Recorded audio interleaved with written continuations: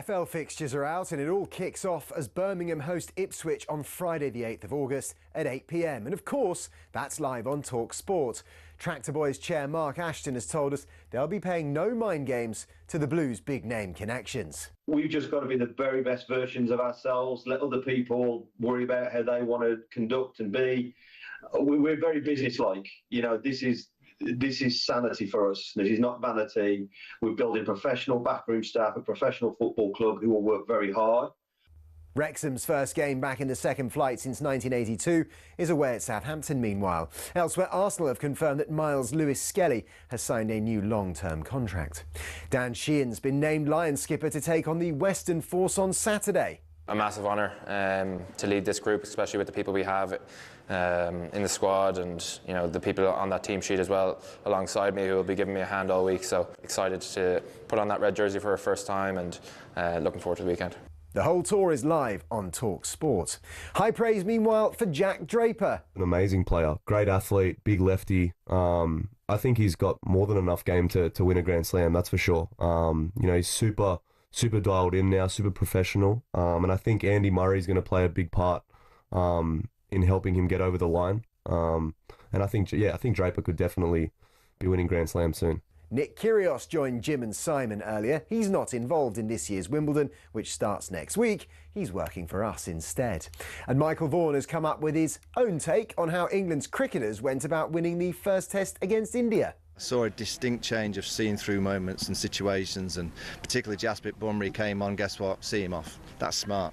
You know, you don't try and attack and over-attack someone like Bumrah. They didn't not look to score against him, they just didn't over-attack against him, knowing that if he got 2 or 3 wickets, India would have probably won the test match. So I'm seeing an England side, I've called it baseball with brains, which I'm very excited about.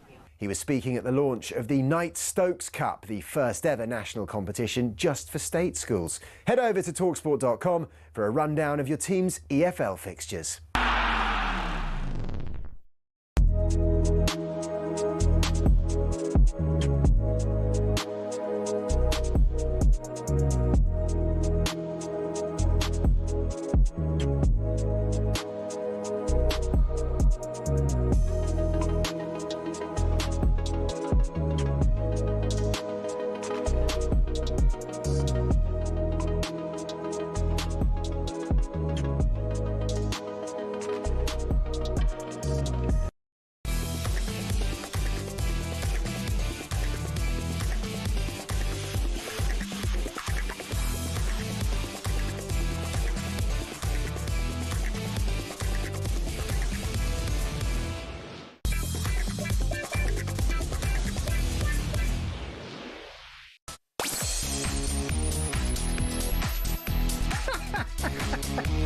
Unbelievable, that is.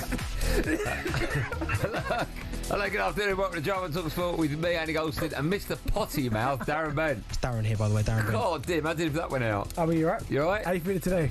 Yeah, I'm fine. Why, how are you? After your ground and pounding yesterday, how you feeling, alright? Shout out, Gary. Smack we are. Shout out, Gary. Smash your face in. Right, Jigger, we've got a show for you this afternoon. We'll be asking if sports people have a responsibility to be role models after Nick Kyrgios told talkSPORT that he had to lose his bad boy image. On top of that, we'll also ask whether it's okay to go on strike to force a move away from your football club. And we'll ask why Jurgen Klippity-Klopp never got the backing that Arnie Slot seems to be getting as Liverpool summer spending ticks over the £200 million mark. All that, plus we'll be joined by a new Plymouth gaffer, Tom Cleverley, following the release of the EFL fixtures earlier on today. And we need your voice notes for today's Benty at 6 o'clock. If you know what to do, you can send them in now, 03717 223344. That and more, all coming up on today's Drive Time show. And of course, it's the boot room, and I have a peach of a chat for you today. It's about boots. Peach of a chat? Oh, it's about boots. Jeez. That was back in the old days before Benty sat with the master and learnt his trade. Who's the master? How are you all? I'm good, how are you? Good. Before we start today's show properly, I have to say a big shout out to floor 14 if you're listening. £3.45 for a tiny little carton of strawberries cut up. You should be ashamed of yourself. You're a disgrace. £3.40. When she said it's £3, I was like, do I get a free toaster with that? Honestly. Come on. Because obviously, it's not Wimbledon. Whoever loses the darts match has to buy the coffees and whatever the other person wants. So yesterday you lost. Yep. And I didn't take the mickey. No, but your bill still come to about £15, which is not a problem. What are you talking about? Right. Sorry, hold on. Just correct that, because it didn't. Okay, it cost about £10. No, it didn't. Yes, it did. I had a can of that. Yep. And an ice cream. No, and you did a couple of chocolate bars as well. No, I didn't actually. Why'd you lie? Yeah, you did. I did not have chocolate bars. I had one today, but it was close to the board. I put all 3 in the bin. And you then had the cheek to go to the poor lady behind the counter. You moaned at her about £3.50 for strawberry. I've seen you buy trainers that are worth, I don't know. Right. I'm not going to put a price in it. Right. And you don't even blink. Yes, A, because I'm wearing the trainers, and B, because I'm not eating them. Still, honestly. There was about 6 strawberries in there, cut up. No, there wasn't. Why is everything so expensive now? I'm going to what's called, I'll tell you a little secret. It wasn't great. Was it not? It's like, you know, when you have Nutella, and you know it's a little bit, you want a bit harder, the Nutella on it. Nutella? The Nutella. Oh, you put the chocolate sauce on? Yeah, it weren't great. The strawberries were a bit soft. Still on good. I'm glad you paid £4 for them. £4 for strawberries. Is anything out there? Do you get value for money with anything you buy? I think people got value for money with the radio yesterday after what happened. Why are you bringing that up? What happened? The amount of people that messaged me. People I don't even know. If you missed it, what Benty's talking about, someone found out was his name Gary. Yeah, you know. Don't say that. You know what his name is. Tattooed on it, and started off by insulting me. Started off. That was opening gambit. Would you know? You never got a football. Bum.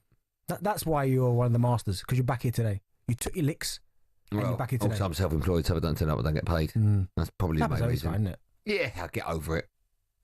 If you want to send WhatsApp. Benty or WhatsApp, you can later on for what's happening. Benty, we do it 603 717 223344. We'll talk about Jurgen Klopp not getting the backing that Arne Slot seems to be getting. Over £200 million now. Honestly, it feels like every couple of hours Liverpool got someone else coming in the door. It's incredible, isn't it? If they get a striker and maybe Mark Gurhey, I think it's nearly game over. I know Man City are doing well as well, but wow. I mean, what they're doing at the minute is some of the players they brought in. I mean, Frimpong, Wirtz, now Kirkes. I love Kirkes. I have to say, I think Kirkes is unbelievable fullback. Yeah, he's said that for a while. Good player. Energy, up. He's like, you know what he is? Left foot. He's like a wand. He's like how Robertson used to be. I'm not being disrespectful because Andy Robertson has been one of the best left backs in Premier League history. Is that the end of Robertson now? Who starts? Both fit. First game of the season. It's got to be Kirkes, right? I'm asking. Yeah, potentially. It must have to be. Because Robbo... How much is Kirkes? 40? Around that, yeah. Yeah. Robertson looked... When he first got there, what a bit of business that was. But then it was last year you started to notice people running past him. You weren't getting up and down as much. Let me ask you, if they get... I know we do Liverpool in a bit. Just quickly. They've got Kirkes, they've got Frimpong. Yeah. If they were to get Mark Gurhey, so in theory, 3 of the back 4 are all new. Is that risk? No, because they've got Virgil just back there, just chilling. Right, okay. Virgil pulling him. He's for me the link. He's the key component to that. I know, engine. but often we're like, you got to wait time for them to gel together and all that. Him. You don't need to. You think about every centre half or fullback that's played next to him just looks better, don't they? Yeah, he'll organise that. Like an artist looking like getting a move to Real Madrid because he's playing next to Virgil. It's ridiculous, isn't it? That is ridiculous. I bet Virgil's thinking, hold on. No, I mean, I'm guessing at one point he could have gone to where. How old was Rudiger when he went there? He weren't young. 20. No, he weren't 34 though. Whatever. No, he weren't 34. You're right. But I'm sure at some point, surely Real Madrid must have gone. We'll have him. Yeah, and he's gone now. Fair play to him. I tell you what, I don't know if one more. Billy, you there? Okay. Can you find out the answer to this, or someone can text in? Who's the oldest player to make their debut for Real Madrid? That's an unbelievable question. Yeah, it's a great question. Do you only see anyone over 33? Do you know they bought? How old was Ronaldo? Oh no, Ronaldo was he went in 20s. Yeah, young. Yeah. Okay. Find out the oldest player to make the Real Madrid debut in recent times. I'm not going back to like 1976. Right, we start today's show by discussing whether it's right to ask sports people to be role models. Because earlier today, White and Jordan were joined by tennis bad boy Nick Kyrgios, and he opened up about how he learnt to be a role model over time. You know, when I came on the scene, I played Rafa Nadal when I was 19, and I beat him at Wimbledon, and my life changed forever. And I think I wasn't completely ready to take the responsibility of being a role model and being a good role model at that age. I didn't even, I was just finishing school, still lived at home with my parents. I don't know if I was ready to take on all this. But now, being 30, I think I've learned and I understand, a lot of people look up to me and it's important to be a good example. So I do my best now. By the way, I've got the answer to that question. Puskás in 1958 was 31, even though we're going back sometimes. It's 31. I know I said not, recent times, but still, even that. 1958, 31's nuts, isn't it? Wow. They sign young ones. Right, I love talking about role models in sport because it does divide opinion. Jason Cundy, I've had this with him many a time before in the sports bar. He actually fails to recognise the sports people or anyone other than your parents can be a role model to you. And I completely disagree. I think if your kid looks up to someone, whoever they are, movie star, pop star, footballer, they're a role model. It's as simple as that. Yeah, I agree. I think you look at people throughout sport. It comes in different, I'd say, different stages as well. Because you get the ones that are obviously the role models that straight away they burst onto the scene. They conduct themselves really, really well. Never any issues with them. And then you also get ones that come a little bit, well, sometimes a little bit later and a lot later. And when I talk about that, I'm going back to, I don't know why this is the first thing that popped in my head, but when I go back to Muhammad Ali, when he first did what he did, he got absolutely ridiculed by everybody, right? Yeah. You now fast forward to now, and people look back at Ali as like national treasure, like one of the most important people there's ever been. So it comes about in stages, but I think sports people have to be, and even in footballing terms, they have to be role models, because so many kids in this country want to be footballers. You need to learn how to conduct yourself, not only on the pitch, but more so off the pitch. That's the most important part, because you spend 95% of your life off the pitch, but how you speak to people. Like if I'm in a restaurant and a footballer comes in, I'm a young kid, and he comes in and he's like, "Where's my table?" and he's all that, I'm going to think that's all right.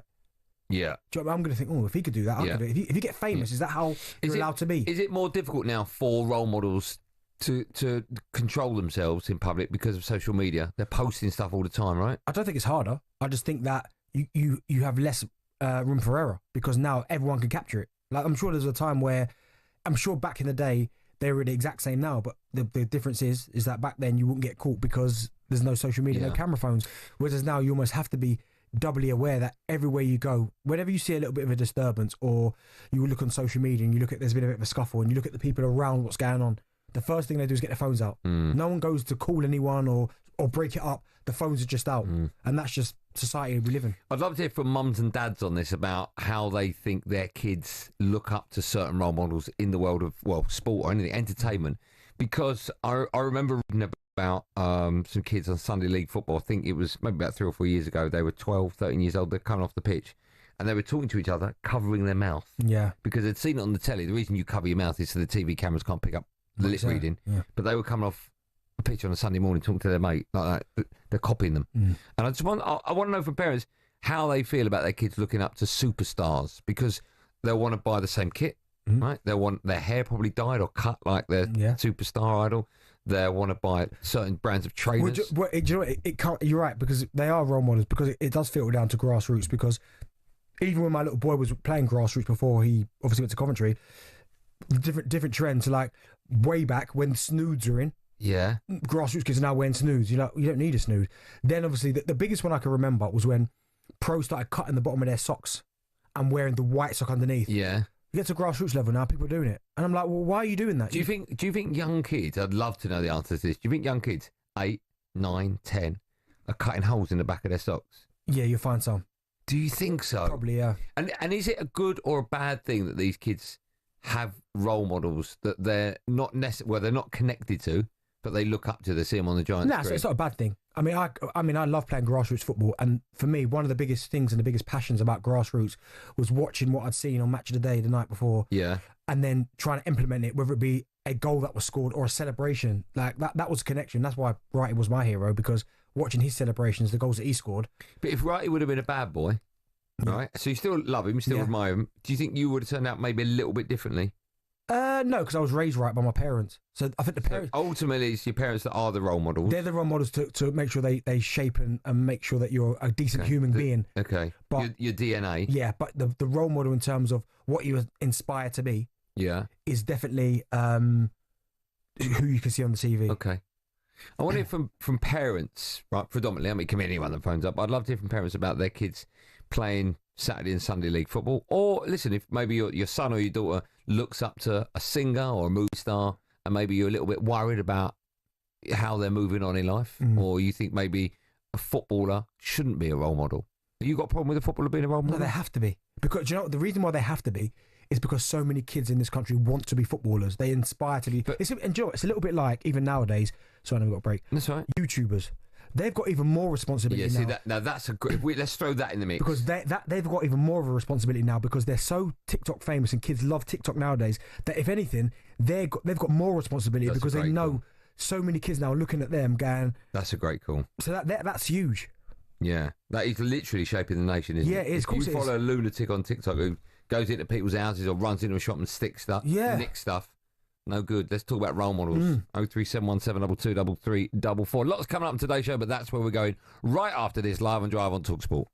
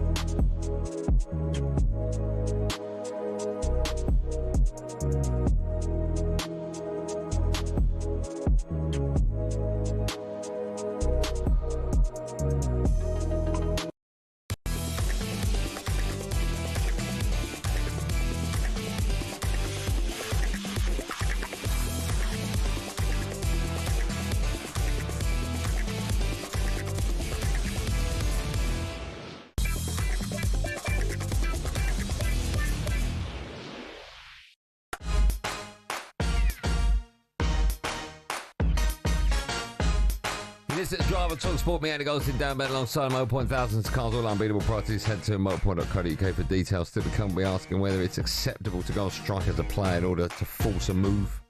Just quickly, talkSPORT understands that Arsenal have added Eberici Eze to their list of wing targets. Here we go. Stick him on the left. Wow. Here we start to go. In fact, staying with the Gunners, Miles Lewis Skelly has signed a new long-term deal at the club. Yeah, Great that was stuff. important, that. Really important. Just before we move on, what's the gold thing on your wrist? Whoop. Gold whoops now, is it? No, it's just leather strap. Is that what you're up to? Gold whoops? That's a Man, you footballers, honestly, different people. No, it's just a Role models. You meant to be a role model. It's just a new structure. It's usually black and leather. I know. This is But brown now it's leather. gold. It's not gold. It's brown leather. What colour's the shiny bit? Looks nice, doesn't it? It does. In fact, we're talking about Gold. Oh, we're talking about role models. Should kids look up to them? In fact, if your kid looks up to Darren Bent, let me. No, but why not? or you? Lots look up to me. Okay. If you look up to Andy Goldstein, 03717 Okay. 22 3344. All right. Callum is a Liverpool fan and a teacher as well. Hello, Callum. Hiya. How are you? You well? You good? Yep. Just finished the sports day, so yeah, I'm on my way back. But I was just listening in and I heard the role model talk. Okay, good. What would you like to say? No, I was saying before, I'm a dad of 3 boys, and my eldest being 7, and now one of my youngest ones coming through at 5, and like I started noticing a lot of the role model stuff. With like, do you remember the Foden haircut for the World Cup? Yeah. And we had a nightmare in schools with that, with like everyone dyeing their hair bleach blonde, me included as well, by the way. But that became that was like one of the big things. Like I think you talked about the cut socks, which obviously businesses have dived all over now, haven't they, with like the new style socks and all sorts of that sort of stuff. But even when I was a kid, like remember the David Beckham boots? Like everyone wanted Beckham's new boots. They were out constantly. I think sorry. Can I? Sorry, just going back to when you said the kids all had the Phil Foden haircut, right? And it's peroxide blonde, and I've read so many stories. Like this young boy got sent home, his hair was too long, and a girl dyed her hair pink, and she was sent up. What's so bad about kids dyeing their hair and being sent to school? Why is that bad? I think it's more of an old school thing. It's just more of obviously where's the line if you allow a certain type of or a certain style of haircut. Obviously, I think as we get older now, or as time goes on and we're in a new generation, I think obviously acceptance is a bit different now, and obviously about being more inclusive and all this sort of things that we're into. But I think, like, where would you draw the line if you allow someone with blonde, if they dye their hair bleach blonde, then they've got lines in their hair, then they've got Nike kicks in the back of their head and stuff like that, yeah, do you know what I mean? Yeah. Yeah. I hear what you say. It's like, where's the line? Well, on the back of Benty's head at the moment. Thanks, Callum. Let's go to Alex, a Villa fan. Hi, Alex. Hi, mate. How are you, man? You well? Yeah, not so bad, yeah. Good. Just to echo what the other bloke just said, really, is that I've got 3 boys as well, 2 that play for local teams. And it very much depends on, like, the Premier League football on the Saturday. If there's something that if someone scored an absolute worldie, they all try and copy it. But also the flip side of that is when you're watching it live and you can see the players having to go at the referee and some of the language, they obviously hear it. You can hear it through the television because they always say, we apologise if you can hear the language. Yeah. And they all try and emulate it. And the socks also is like my eldest lad got his new kit for the new season the other day, and he brought it home to show me and his mum.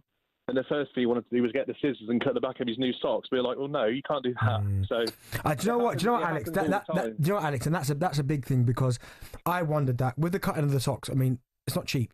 New kits are not cheap. You have to buy them. The socks. You have to keep buying new socks if they keep doing that. So that's where I think sometimes you need to look at it and go. Because I've spoken to medical doctors and people that we know, not just normal doctors, medical ones. Medical doctors, right? And they've said there's no reason as to why you'd cut the holes in the back of the socks. That's right. Yeah, that's a medical doctor. That's a medical doctor, not normal doctor. That's medical. Can I ask? Well, I've still got you, Alex. Do you think that sports people have an obligation to make sure they control themselves at all times because kids see them as role models? I think so, but at the end of the day, I mean, when they're playing in the Premier League at a high level, like Premier League or Champions League, they're not really going to think about that when they're on the pitch. And I get that. I'm not saying that they should really. I mean, like I said, that there is a bad and a good side. Like I remember when Bellingham scored that overhead kick for England. I mean, you go to the training and the week after, and everyone's trying to do it. Everyone's throwing the ball at each other, trying to do a bicycle kick. But then when you see, Bellingham gets sent off. I'm not just using Bellingham, but the only one that I can think of is him. Is that when you can clearly see the language he's using, it's picked up. Then they're all thinking, well, he's done it, and you kind of got to go, yeah, but it's not right to do it. And then, well, how comes he's doing it? And it's just difficult, really. Do you know it's hard as well? Because you got to think a lot of these guys, like for instance, people like Lewis Skelly, Ranieri, these are kids themselves. Yeah. So they haven't experienced normal upbringings like most people would, and that's where I'm not condoning sometimes their behaviour because you should know right from wrong. But I can understand why sometimes they make mistakes, because how can you be 18 years old, really, and you can't go anywhere? Like, not Lewis Skelly's just now, like, his last 18 months must be absolutely nuts, because he's gone from 18 months ago, he walks around, no one knows who he is. Now all of a sudden he's playing for Arsenal, he's playing for England, scored for England. He can't go anywhere. So imagine how do you control that? How do you control? So you're suggesting that, like, teenagers can't possibly be role models for kids? No, you can't look at. You might, of course, you're going to get most of them, not even most, but some that are decent, and they're all decent. Yeah. But they're going to make mistakes. They haven't had normal upbringings like other kids that you play in the playground with. Do you know what I mean? All of a sudden, you go from not being famous to everybody knowing who you are. Yeah, it can't be easy. Lewis is a Liverpool fan. Hi, Lewis. Oh, hello. How are you? Yeah, I'm good, thank you. Good, man. What do you want to say? So, well, I'm a coach to the sevens. I've got a six-year-old son. And I just want to say, like, I feel like it's quite nice when they score a goal and they want to do their celebration. My son does the Ronaldo, or he wants to do a Phil Foden or a Salah celebration, or you get all the other celebrations. But I say on the flip side of it, of them watching, is as you say, some of the people were saying is what they do on the pitch and some of their behaviour. But there is someone like, look at Rashford, when he does all that stuff for charity or the food banks. I feel sometimes that you've got to give them that as well. It's like they have all that on their back of them. There's a lot of passion. I think the kids look at it as well as like, actually, that's a good thing for them to do. Can I ask, you coach under sevens, you say? Yeah, I coach for under sevens. Okay. Yeah. When I watch football, we see footballers just spit on the floor. Do you get kids copying that? To be fair, none of our kids do that. Okay, that's good. I think they just like, we have one of them who takes their shirt off. What, when he scored a goal? Scores a shirt, takes his shirt off, goes to the corner flag. Yeah. Is that good? Some of that kind of stuff you can't do. So you sort of have to tell them. But they're so young at this age. It's trying to. Yeah, they're easily influenced. Yeah. Lewis, thanks for your call, man. I appreciate that. It is. I mean, listen, I totally get why kids are going to look up to footballers in the team they support. Yeah. But there is a danger that if your kid follows or looks up to a bad boy in sport, they might go off the rails a little bit. Yeah, but I mean, some of the greatest sportsmen we've ever seen are a little bit naughty. Yeah. But they toe that line. Do you know what I mean? They've got that edge. Yeah. And I know a fair few of them go too far, but sometimes that's what gives them that little bit of... That's right. A little bit makes them different from everyone else. Exactly. Still to come, Plymouth manager Tom Cleverley will join us to look at the EFL fixtures that were announced earlier today. But first, it's time for No Googling, one of three. They're real good ones today. I know everyone of Team Drive's been a part of them. Real good questions. We want to know who is the only player, you know it's going to be a good one, who's the only player to score a hat-trick on their Premier League debut. I think that's a great question. Who's the only player to have scored a hat-trick on their Premier League debut? The answer to that and loads more coming up live and Drive and talkSPORT after this.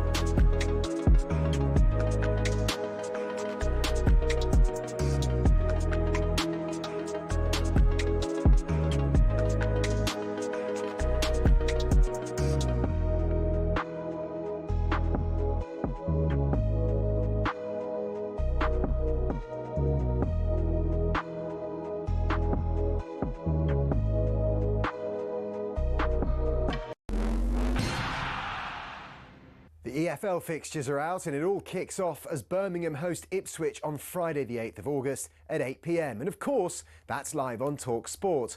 Tractor Boys chair Mark Ashton has told us they'll be paying no mind games to the Blues' big name connections. We've just got to be the very best versions of ourselves, let other people worry about how they want to conduct and be.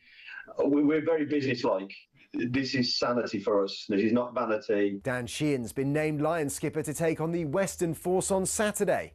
A massive honour to lead this group, especially with the people we have in the squad and the people on that team sheet as well. Excited to put on that red jersey for our first time. The whole tour is live on talkSPORT. High praise meanwhile for Jack Draper. An amazing player, great athlete, big lefty. I think he's got more than enough game to win a Grand Slam, that's for sure. Nick Kyrgios joined Jim and Simon earlier. He's not involved in this year's Wimbledon, which starts next week. He's working for us instead. And Michael Vaughan has come up with his own take on how England's cricketers went about winning the first test against India. I saw a distinct change of seeing through moments and situations, and particularly Jasprit Bumrah came on, guess what, see him off. That's smart. Called it baseball with brains, which I'm very excited about. He was speaking at the launch of the Knight Stokes Cup, the first ever national competition just for state schools. Head over to talksport.com for a rundown of your team's EFL fixtures.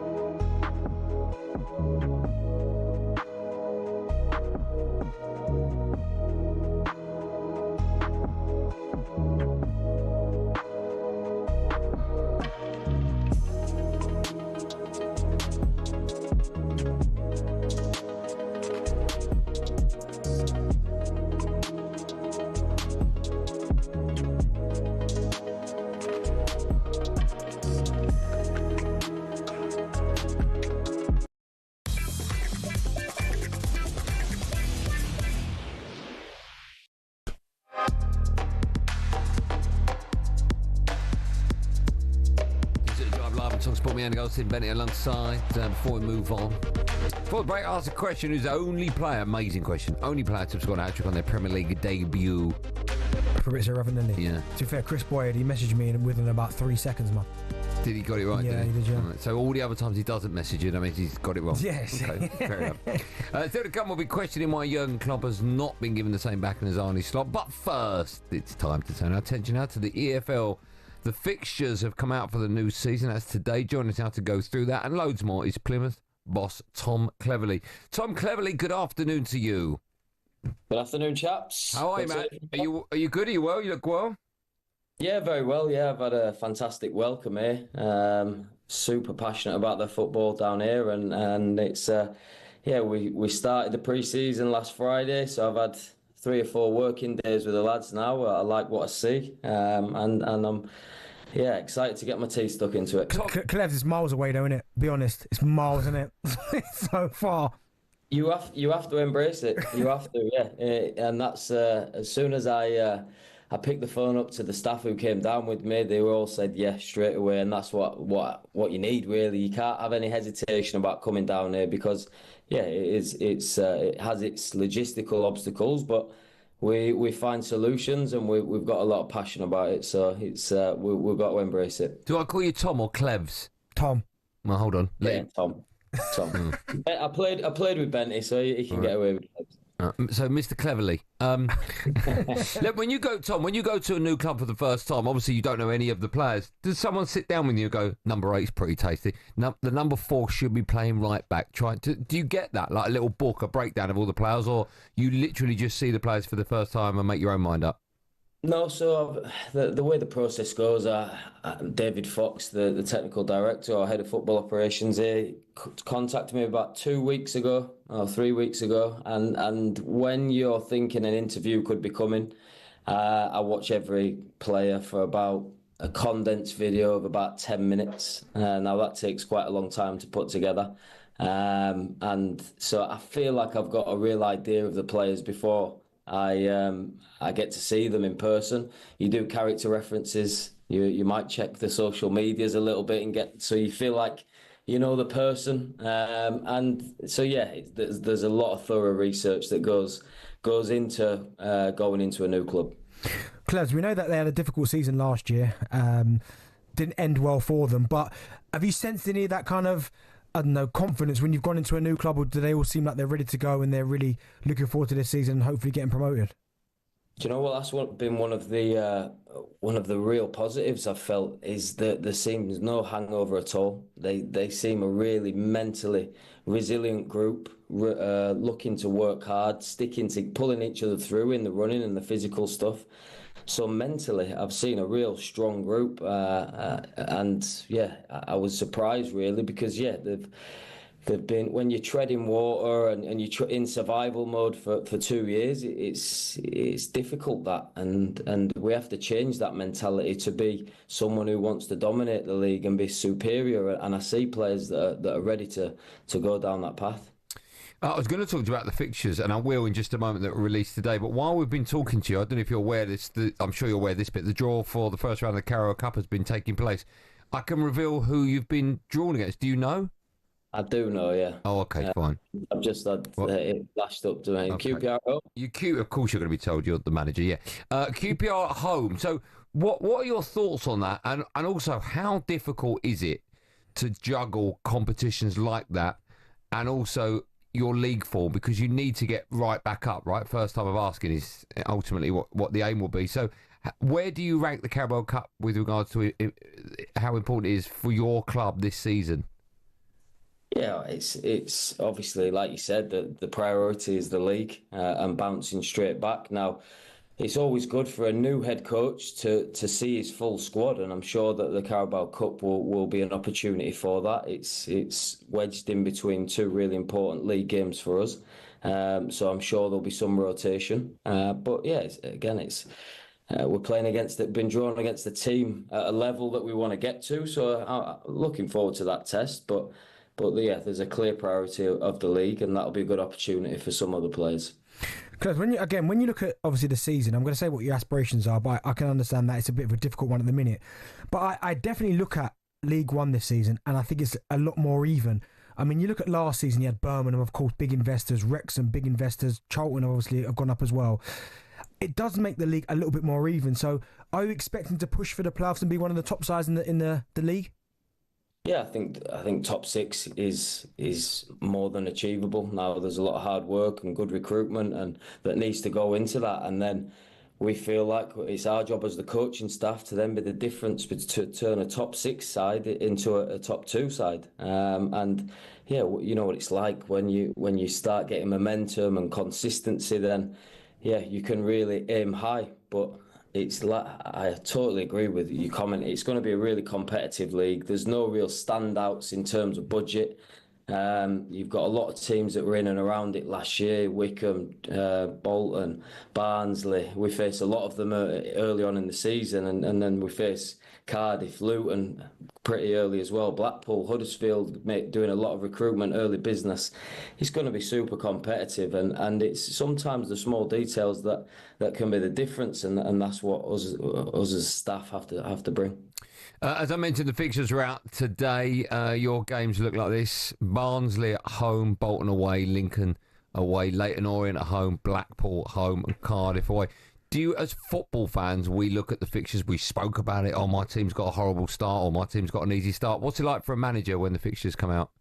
Yeah, I think it's important not to get overwhelmed, we've got Barnsley at home. We've got a home game to start off with, and we'll focus on ourselves largely in pre-season, but Barnsley will be the team that are in the back of our minds now during this period. But yeah, the pre-season will be definitely focusing on how we can be dominant. I think you always, as a player as well, Benty, you go to the first game, you go to Boxing Day, and then you go to your local rivals. So it was pretty much who have we got first game, who have we got Boxing Day, and when do we play Exeter? And I've grown up a Bradford City fan as well, so I looked out for that one as well. I bet you can. Clev, you've obviously got there. You said you've not been there long, and when you look at the quality of your squad, you obviously get managers sometimes that go into a dressing room and they think, do you know what, maybe the squad's not as deep as I'd like it to be, or the quality's not quite where I expect it to be. What have you made of it then the first 4 days? I'm guessing there's players that are in that dressing room that you'd say, oh, okay, they've got maybe a little bit more quality than I thought. Yeah, I'd agree with that statement. I've been really pleasantly surprised at the quality, at the mentality. The depth is the one that I think we'd all agree we've not got. We lost 3 centre forwards in the summer. We lost 3 central midfielders as well. So we need to add some depth. We're working really hard. It's important, I think, when you are trying to add depth, is not to rush into the wrong ones, and then it's got to be the right ones for us and to suit our style of play. But we're working hard. Obviously, the centre forward is where we really need to add some depth, and one we might have done today, and we'll be working hard towards that. I'm a Man United fan, Tom, so I know, of course, you're at United for 7-8 years. You've also played for England numerous times. Is there anything from any managers, and I'm talking about England or even Sir Alex, but maybe there's another manager you've played at, have you taken anything and you've sort of adopted it to your own style? What have you learned from playing under such great names? Yeah, I think Sir Alex, the man management side of things, and how to sort of keep all 20, 25 of your squad motivated. Marco Silva was tactically very good. As a player playing for Marco, I always knew exactly with complete clarity what he wanted from me in any given game. So I do that for my players, where there's no grey areas, that they're completely clear, black and white of what their job is. But Sir Alex said when I got the job at Watford, you always see yourself in your teams, and I think that's not a bad motto to go by. You should. I was energetic. I was a team player. I was hard working. I was intense, aggressive, and yeah, you want to see quality for attacking play, but first and foremost, I'd like to see all those attributes in my team. Mm-hmm. Before I let you go, I have to ask you, being a big United fan, you were there for a long time. Who's the best player you ever played with at United? Scholesy. Okay. Oh, beautiful. Could he actually? I've heard so many stories about Scholesy that in training he could hit you on the back of the head from 90 yards. I mean, his pinpoint accuracy was ridiculous. Was he really that good in training? Yeah. I'd say a lot of players there, you were like, wow, he's unbelievable, world-class players, and unbelievable work rate and desire to win more trophies. Scholesy was just God-given talent. No matter how hard you worked, if you worked 24 hours a day, it was a different kind of talent, and there's not many players that I've seen that have got that. Well, let me ask you then, because now you're a manager. I'm curious. You mentioned Scholesy actually, because one of the big problems Scholesy had for England was he couldn't get in because we played Lampard and Gerrard, and they played Scholes on left. Now you're a manager. Would you find it difficult if you had an abundance of talent, but they all played in the same position? And we've sort of got that a little bit. We certainly had it with England at the last major tournament. Would you find it really difficult to shoehorn all the players in, or would you only pick the best 2 for that position? It's really tough, right? It's a really good question. I think I would certainly put myself in the more adaptable kind of coach. And there's my stopwatch going off, sorry for that. I'd put myself in the more adaptable kind of coach rather than being rigid into a system. So I feel like I would try and make it work to get the best players in the team. But yeah, it's a tough dilemma, that one is. Yeah. Last question, who would you have played at Lampard, Gerrard and Scholes? You've only got 2. Do I have to answer that? Yeah, you do, yeah. Listen, all 3's top legends of their clubs. Yeah, we know that, Tom. We know that, all right? Come on, who's the two? Scholes Gerrard. Scholes Gerrard, okay, is the right answer. Tom, listen, firstly, thanks so much for coming on. And secondly, we wish you all the very best with Plymouth throughout the season. It's a tough ask, but as Benty said, it seems very open, so there's no reason why you can't be successful and win promotion this year. We wish you all the luck in the world, Tom. Thanks a lot, chaps. Thanks so much, man. Thanks, pal. He's a nice fella, isn't he? Yeah, really nice fella. How do you know him? Played him at Villa. Oh, right, okay. Yeah, how long for? Maybe a season, maybe. Could you see a manager in a player? Do you know what? There's no player I've ever played with I don't think where I'd go, he's that manager. Oh, really? There's some that I go, absolutely no chance, and they go, oh, they are managers. Yeah. But then, do you know what I mean? Some people I think some people get the passion for it. They bug later on, they go, do you know what? I want to be a really good. Like Gary O'Neill's a prime example. When I played the Gaz at 21s, he was so funny. Like I would have never ever said that he would have been a coach. And look, tactically now, brilliant. I know he has a good job. I've only spoken to him for the first time, but I think you can tell a little bit like Jack Wilshere nowadays with his answers. You go, he knows his stuff. Yeah. I sort of got that with Tom there. Yeah. I wish him all the best this season. Yeah, I mean, it's an open season, you have to say. Yeah. I mean, Cardiff dropping down is obviously a big club and Luton are there, but no, I think they've got a good chance. Lots coming on today's Drive Time show with me, Andy Goldstein Darren Bent alongside. When we come back, we'll be talking about players trying to force a move away from a club. And then at 5, we'll talk about Liverpool's spending. It continues. If you're a Liverpool fan or a football fan, you want to have your say, you can. Simply by picking up the phone, 03717 223344.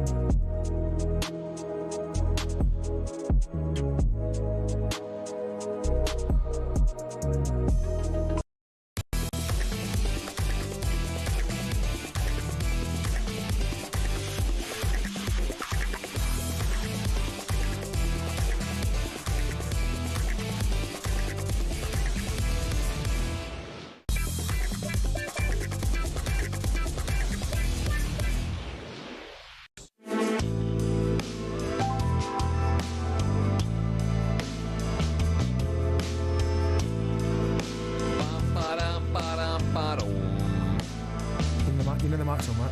What? What you saying? You know the mic's on when you do that. You listen to John talks me, Andy Goldstein Darren Bent here, everyone at Motor Point, new car, same day driveway available on all cars. Book a test drive today. Still to come, we'll be asking whether Liverpool have already pulled away from the rest as their spending reaches £200 million. Just quickly, Arsenal close to signing a defender. Are you aware of this? 20-year-old Christian Mosquera. I think Kera Mosquera from Valencia. Can you play up front? No, defender. No, the striker's coming. You hope he's coming. Yeah, I heard. I spoke to him from it. We'll carry on talking football in just a moment, but of course the reunion of the century is just around the corner. We're giving you a chance to win a pair of Oasis tickets in Manchester on July the 19th. Yes, you heard that right. Oasis Live 25 is sold out, but talkSPORT can get you in, and that's not alongside the tickets. We'll put you up for a night in a hotel and put £5,000 in your back pocket, completely tax-free. Listen up right now for everything you need to know and how to enter. Alright, kid. You have to be over 18 to enter in the UK, excluding Northern Ireland. For a chance to win a pair of tickets to the most electrifying rock and roll reunion of the century, a hotel stay, and £5,000 spending money, all you got to do is text the word Oasis to 83338 by Monday the 7th of July at 11 p.m. and you'll be entered into the draw to go supersonic this summer. Sorted. Right, here's all the legal stuff. Text costs £2 plus one standard network rate message. You've got to have the bill payer's permission or post your name and number to Oasis Prize Draw, P.O. Box 3190, Colchester, CO2 8GP, to arrive by 5 p.m. on the 10th of July. This is a talkSPORT limited promotion run on talkSPORT, Talk and Virgin Radio UK stations. Full T's and C's at talksport.com. Right, let's quickly talk about whether players should ever go on strike in order to force a move. The likes of Moise Caicedo, Dimitri Payet, Luis Suarez and Carlos Tevez are just some of the examples to have forced a move over the years, and it now looks like Sporting Lisbon's Victor Gyökeres is following suit by saying he will never play for the Portuguese side again in order to force a move to England. Harvey Elliott has maybe had to dig his heels in if no club matches Liverpool's £40 million valuation.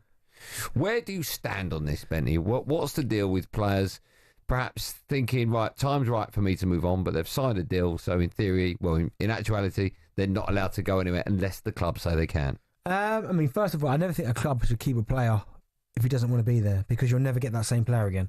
I use an example. You get your best player. Say Isaac. I don't know why I'm using it. He's just the first one who sprang to mind. Yeah. If he turns around to Newcastle and says, listen, I don't want to be here. Real Madrid have come in. I want to go to Real Madrid. But Real Madrid are not willing to pay the 150 or whatever it's going to take to get him. And Newcastle go, well, no. Then Newcastle will never, ever get that same player. Like, because his head will be he'll be annoyed that you haven't allowed him to go. But, and on the flip side, there have been players that have been tempted to go elsewhere to Real Madrid. Eden Hazard's a prime example. And then his last year at Chelsea, he's unbelievable, like PFA Player of the Year. Yeah. But I never think going on strike is the right thing to do, because it's just a bad look. Like a really bad look, and also as well, people start questioning your character. I mean, I'm always under the impression that if you don't get the move, and you have to at some point go back and play in front of those fans are going to be waiting for you. Yeah, like it's hard enough playing in front of away fans when they're all coming for you. Yeah, imagine you got your home like Defoe at West Ham, right? Yeah, and when you get your home fans after you as well, it's a difficult place to be. So what do you do if you're Harvey Elliott, right? I mean, you're smashing at the moment in the under-21s. What is it, 11 goals in 12 games? Liverpool put a £40 million price tag on his head. If no club come in and want to pay that money and they value him at maybe 30 or 25, effectively, what does he do? He stays there, he doesn't play, or what happens? I mean, he'll get his minutes. He's not going to just sit there and not play, but obviously his minutes will be limited. But I think for £40 million, someone to buy him. No, but I don't necessarily mean him on 40. I mean, but someone like Harvey Elliott, they'll find a way, because even if it's like 30 million and then 10 million in add-ons, like. No, but what I'm saying is, if the price overvalue you and you want to go, the club overvalue. So yeah. and no clubs are coming in because they think it's too much. What do you do as a player? I think at some point, you've seen this before. As a player, you've got to just get your head down and just keep working. But I've seen it before where the valuation is miles apart, and then ultimately your agent says to you, "Don't worry, it will get done." What I've never understood, and maybe if someone can phone up with the answer, I've never understood. If you've got a manager, let's just say Mikel Arteta, right? Actually, I'm not going to use him because it never happened. Let's just say Unai Emery, and Real Madrid come in for him. Yeah, he can effectively turn around to Aston Villa and go, "I'm going," and they go, "Okay." You never get a manager going. You never get a club say to a manager, "You're not going," and he stays there because he just can't happen because he picks a team. He needs to be there, right? Yeah. So he goes. I don't get why footballers can't go, "I'm going," because it's the same contract they've got as the manager. They have, but hold on. But at the same time, I also don't understand how, in theory, a player, let's just say he's got £24 million left on his deal of salary, he can buy himself out of that, right? So if he's got $8 million a year and he's there for 3 years, he effectively can buy himself out of his contract for $24 million. Yeah. I don't get why a club can't go, "Here's your $24 million, buy yourself out." Because it's just not legal. Why? What's illegal about it? Well, it's illegal because you're accepting money from a club that doesn't employ you, for starters. No, but the club say when you get a loan of $24 million. Okay, but that's different. If you go to Barclays and get a loan, then that's different. And then Liverpool then reimburse you. You could effectively get a loan from Liverpool. Well, you can't because you're not contracted to Liverpool. No, but you can get a loan from anyone. I can get a loan off you. Liverpool's not a bank. No, but you're not a bank. I can get a loan off you. No, because then you're using that because again. All right, Barclays. Let's say Barclays. It's almost like tapping up. Yeah, but let's say Barclays, right? Hold on, well, it is tapping up because Newcastle wouldn't have given him permission to talk to Liverpool to get the $24 million. Okay, well let's just say he wants to buy himself out. Goes to Barclays, gets £24 million, buys himself out, free agent. Yeah, then Liverpool sign him, then you get the money back. Yeah. After you've signed for Liverpool. Yeah. Not before. No. Can that happen? Why has no one come up with that? I mean, there must be rules and regulations. I mean, first and foremost, what bank's giving you 24 mil? No, but do you know what I mean? That's the thing. You're never going to get that club from the club. Right, let's just say someone knew David Beckham really well, right? And they said to Bex, "I'm just thinking of someone that's got loads of money. Elon Musk." Okay, right? There you go. So you go from Bex to Elon Musk. Okay, let's just say you knew Musk, right? Yeah.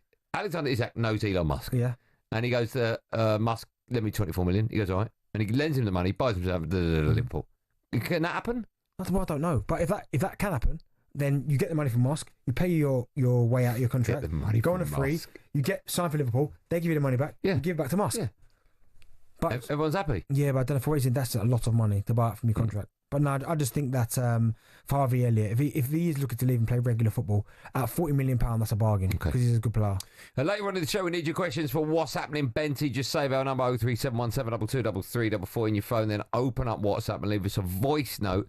You can ask Benny anything you want. I'll go through this throughout the next hour, but we need it from 6. Anything you want, but it must start with What's Happening Benty, and of course, put your name on it.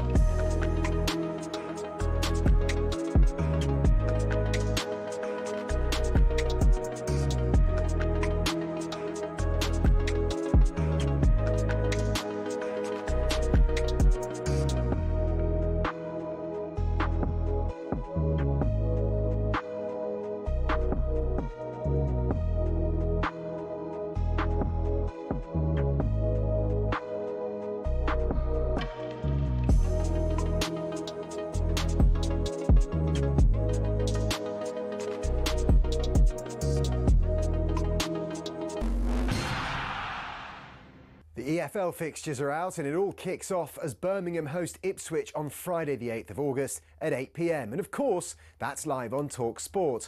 Tractor Boys chair Mark Ashton has told us they'll be paying no mind games to the Blues' big name connections. We've just got to be the very best versions of ourselves, let other people worry about how they want to conduct and be. We're very businesslike. This is sanity for us. This is not vanity. We're building professional backroom staff, a professional football club who will work very hard. Wrexham's first game back in the second flight since 1982 is away at Southampton meanwhile. Elsewhere, Arsenal have confirmed that Miles Lewis-Skelly has signed a new long-term contract. Dan Sheehan's been named Lions skipper to take on the Western Force on Saturday. A massive honour to lead this group, especially with the people we have in the squad and the people on that team sheet as well alongside me who will be giving me a hand all week. So excited to put on that red jersey for a first time and looking forward to the weekend. The whole tour is live on talkSPORT. High praise meanwhile for Jack Draper. An amazing player, great athlete, big lefty. I think he's got more than enough game to win a Grand Slam, that's for sure. He's super dialed in now, super professional. And I think Andy Murray's going to play a big part in helping him get over the line. And I think Draper could definitely be winning Grand Slam soon. Nick Kyrgios joined Jim and Simon earlier. He's not involved in this year's Wimbledon, which starts next week. He's working for us instead. And Michael Vaughan has come up with his own take on how England's cricketers went about winning the first test against India. I saw a distinct change of seeing through moments and situations, and particularly Jasprit Bumrah came on, guess what? See him off. That's smart. You don't try and attack and over-attack someone like Bumrah. They didn't not look to score against him, they just didn't over-attack against him, knowing that if he got 2 or 3 wickets, India would have probably won the test match. So I'm seeing an England side, I've called it baseball with brains, which I'm very excited about. He was speaking at the launch of the Knight Stokes Cup, the first ever national competition just for state schools. Head over to talksport.com for a rundown of your team's EFL fixtures.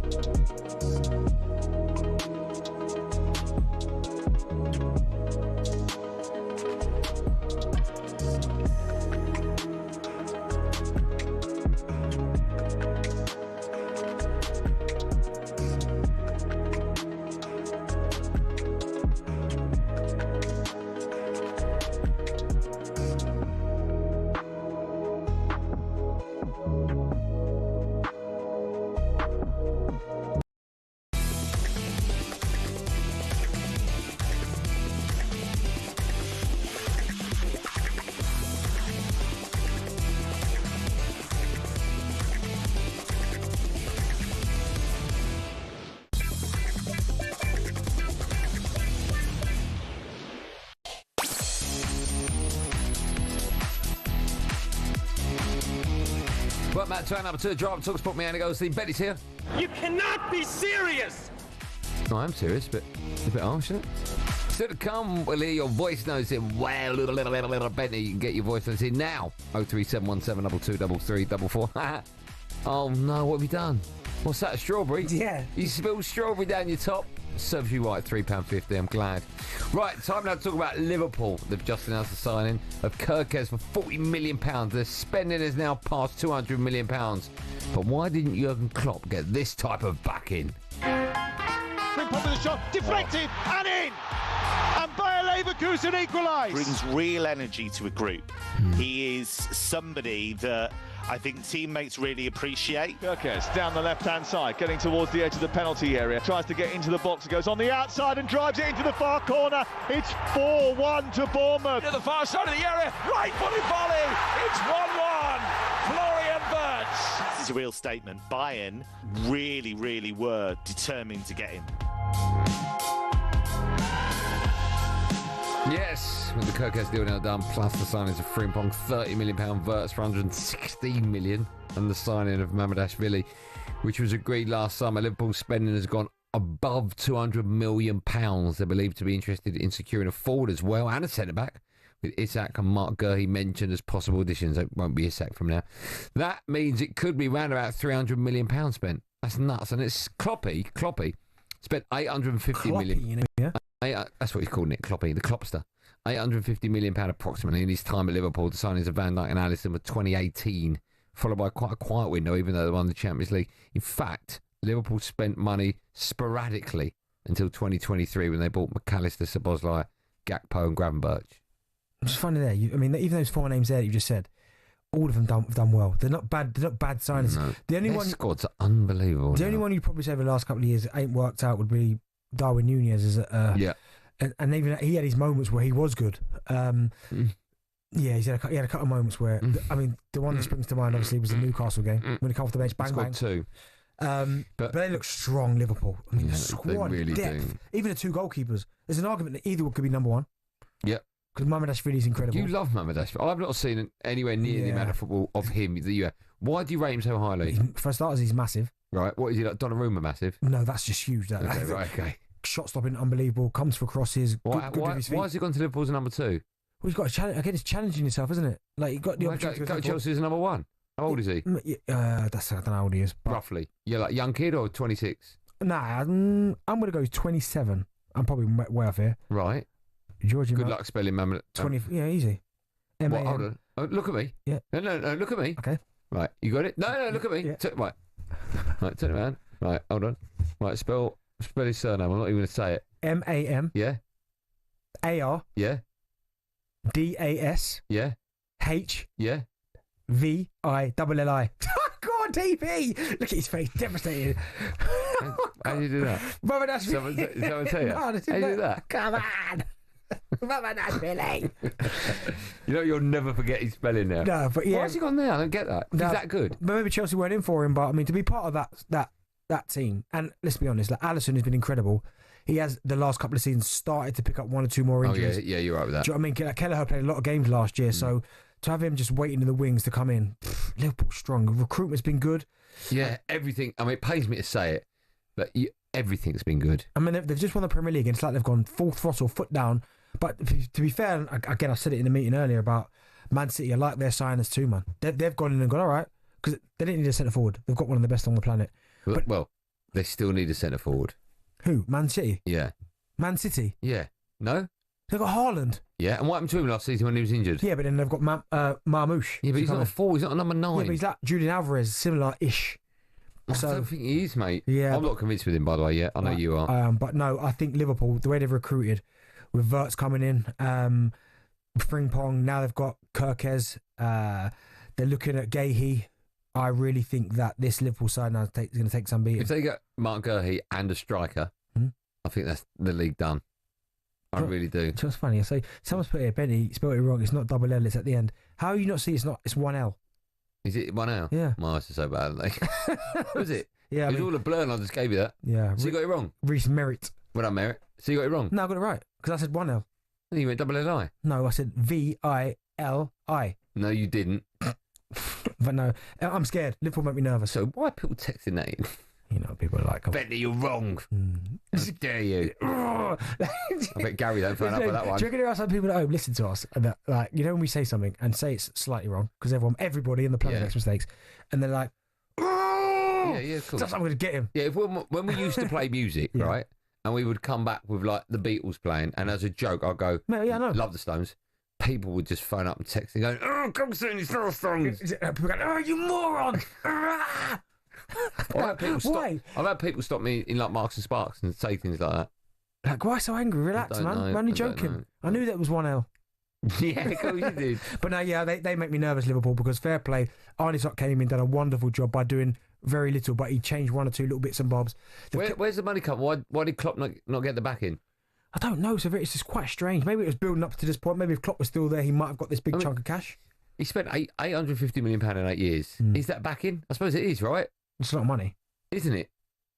It's a lot of money. That you're basically spending $100 million a year. But look what he transformed him into as well. Yeah. There's probably times where he might have wanted to spend some more money, but felt they didn't need it. Here's a question for you. Go on. Oh my God, this is an unbelievable question. We'll judge it up. Which manager has done a better job when they took over the club? Pep, who took over a side that had already won 2. Yeah. or Klopp when he came into Liverpool? Oh, Klopp. Mate, that Liverpool team Klopp inherited was awful. Yeah, I know that. Not awful, but it was awful. By Liverpool standards, was terrible. And he could transform them into an absolute juggernaut. The Liverpool you see today is because of Klopp. Yes, that's right. That's right. So you think Klopp? I think I agree with you. You think Klopp did a better job starting off than when Pep came to City? Yeah. Because remember, they didn't win the league their first year. No, but they'd already won 2, right? Yeah. Honestly, Liverpool when Klopp came in were on their knees. Yeah. When you think about it, a manager coming in and building a squad like that doesn't happen often. No, but do you know what it is? It's the recruitment. Even people like Mane, who we all knew was good at Southampton, stepped up. Different level. See, we were linked to Mane, right? Do you remember this? No. I'm sure we were linked to Mane, and when we were, right? And I was like, oh, Southampton, is he good? I don't think anyone saw the Mane that turned out to be the Liverpool player. Virgil. They went and waited for Virgil. Yeah, although everyone was after his signature in the end, right? Okay, but Robertson. Yeah, and what was that a whole about 8 million, wasn't it? Giving Trent an opportunity. Yeah. Well, the Trent, yes. Remember, some managers might have gone. Because we got to think. Too experienced, too young. Right, not even so much too young, right? But they might have looked at his game and gone, do you know what? Offensively, he's great, but I need a fullback that's a little bit more reserved. Yeah. But Klopp's gone. Well, no, I like what he does. Away you go. Yeah. Made some unbelievable signings. I'm just thinking of the Klopp and Pep thing about the jobs both of them have done. I mean, Pep on paper looks Pep Pop on paper looks more impressive. Pep Pop on paper? Yeah, Pep Pop on paper looks more impressive because he got 6 Prems in there. He's won so much. Yeah. But you look at Jurgen Klopp when he got to Liverpool, my goodness. Who would do a better job taking over a team like Spurs? See, my answer to this would have to be Klopp because he's taken a side that wasn't anywhere near challenging to all of a sudden being conquerors of Europe. Do you think if Spurs would have got Klopp, right, and they gave him the backing like Liverpool gave him, 850, do you reckon he would have turned Spurs into Premier League champions and Champions League winners? It's a tough one though, isn't it? It is, isn't it? Because Spurs have had Conte and Jose. Yeah. He must. I know he's paying a bit sad, but when you think about what he did at Klopp, right, and I know I'd take the mickey and say he only won one, but he's got to be up there with some of the best managers ever in the Premier League. No, he won everything. Like I love Wenger, right? And he didn't win the Champs League. No. Who's better manager? I'd say Wenger. What, than Klopp? Wenger, mate. In terms of redefining the game. What do you mean what do you mean read? Diets and everything. Oh, that's the game, is it? Is it part of hold on. When you say redefine the game, he brought pasta in. Yeah, we're not. That's all he did. So why never been pasta in before? That's all he did. He invented pasta. Yeah, Wenger's a legend, man. Those guys, those days. I think Klopp's done a better job at Liverpool. Okay, you think that? Yeah, but now I'm going Wenger all day. Why? Because he brought pasta in. No, and stopped people using ketchup. A few more. That was it. Pasta in, ketchup out. More Premier League titles.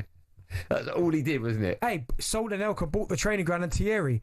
You know what I mean? This is no accident. He didn't do that. Yes, he did. What do you mean? David Dean would have done that. No, but Wenger was like, yeah, was this what we're getting? Get a new training ground. Because remember... he's not the architect. He go, right, I'll tell you what we'll do with the money. Hey, but I bet he was. I bet he wasn't. Read stories. That's more David Dean, that is. Stories about Arsenal, how much he was in control of at the football club. All right, so you're saying he invented pasta, he got rid of ketchup, and he built a training ground. I'm not saying he invented pasta. No, you are. But I'm saying that he reinvented the game. What did he do? Brought pasta. No, and also sold an Elka to buy the training ground because he felt Arsenal needed a better training centre. And then bought Thierry Henry. I don't think he said, okay, a lot of people talk about that and they gloss over it and carry on, right? I don't think that when the offer came in from Real Madrid for Anelka, right, that he went, oh, £23 million, I could build a new training. I bet he did. And then he knocked on David Dean's door.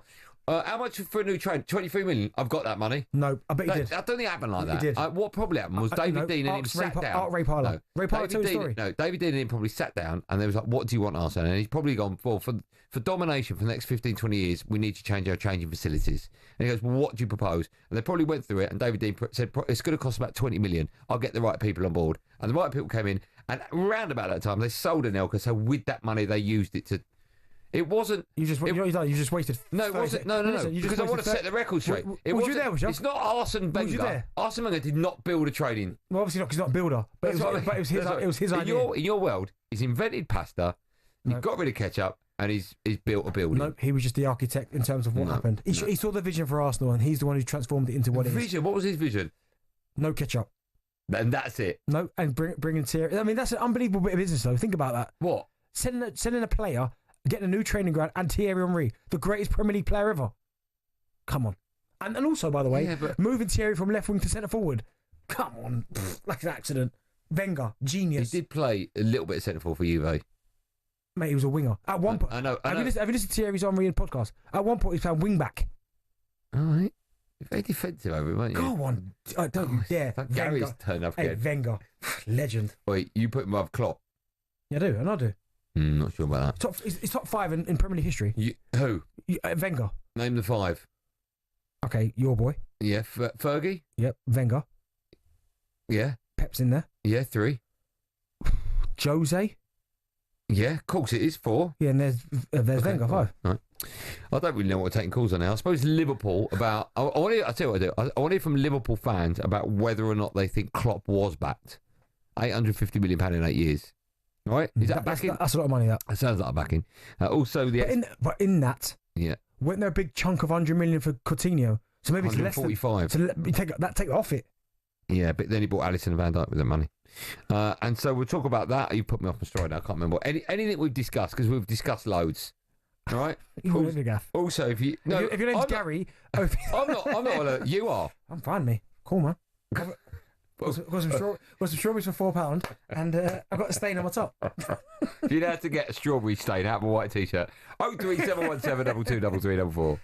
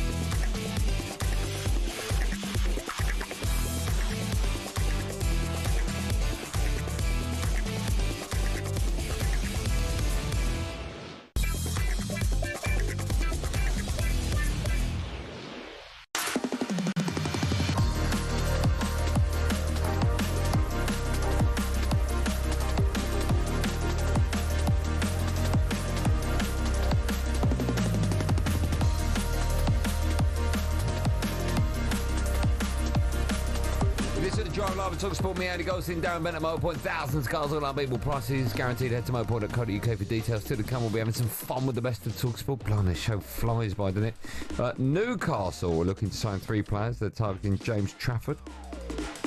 Mark him out of 10 for me. James Trafford. Better than Pope? Last time he was in the Premier League, I didn't think he was great, but last season he was outstanding for Burnley, so 8. Okay, Anthony Elanga. Oh, I like that. That's 8.5. Pace. That works for Newcastle. Yeah, it does. And João Pedro. Okay. I like João Pedro, but 7, 6.5. We'll take your calls at Liverpool pulling clear. What do you make of their spending, etc., etc.? 03717 223344. Danny's a Liverpool fan. Daniel, son. Afternoon, gents. You okay? Well, good, man. Very well. How are you today? You all right? You well? Yeah, good. Thank you. Good. What would you like to say, Dan? Just you speaking there about did Klopp get backed? Yeah. He did. I wouldn't say he underachieved. I wouldn't say he overachieved. He spent wisely, and this transfer market, although it looks like Liverpool are spending all the money that there is going, this has been coming for a while though, because we spent nothing last year. We signed Chiesa, who has done nothing. And this season, the signings we're going for, if you actually look at the positions that we're going for, left back, we've got Robertson, who's aging. I think this season you could see he was off it. Right back, we needed a replacement for Trent. Goalkeeper, we all listen. He's unbelievable, but he is a little bit injury prone. Probably will be last season. I do think though, what worries me is we are light up top. Nunes. I think Nunes will definitely go. Just whoever wants him can have him. I think, and we definitely need a centre back. I know we're linked with Mark Gay from Palace, which if we get him for the numbers that is asking for, it'd be brilliant. But it's that striker position. Jota's injury prone. Nunes will probably move on. We're looking light. When you look at what City have done over the years, now they've been so dominant. Every time they've won the league or they've won the Champions League, they've always invested heavily. Last season, they didn't really do that, and their squad was aging in certain areas, and you can see they've dropped off it. Yeah. Back to your point about 850 million, you compare that to what Arteta spent. No offence, Benty, but he's won an FA Cup, and that's what he's got to show for it. I like FA Cup. Yeah. That's a lot. Yeah, it's not. Thanks for your call, Dan. Yeah, of course, it's not what Liverpool have done when they've spent money. I fully understand that, and you'd like to see a little bit more for what Arsenal have done, but for Liverpool, I mean, it's still a lot of money. That 800 and something million. That's not to be scoffed at. But what they've done is that they've invested it wisely, and wisely. Debbie's up next, a Liverpool fan. Hi, Debs. Hi guys, a first time caller, so be gentle. Oh, we're always gentle, Debs. But why is it your first time? You've been listening for a long time, or you just found us? Oh no, a long time. I love it. I'm on the roads a lot, so always listening in. Oh, that's nice. Go on then, Debs. Thank you. Go on. Just thinking about, is Klopp backed? I think he really has been backed, but one of the key things is there's been a lot of capital investment in the club as well since Klopp was at the helm.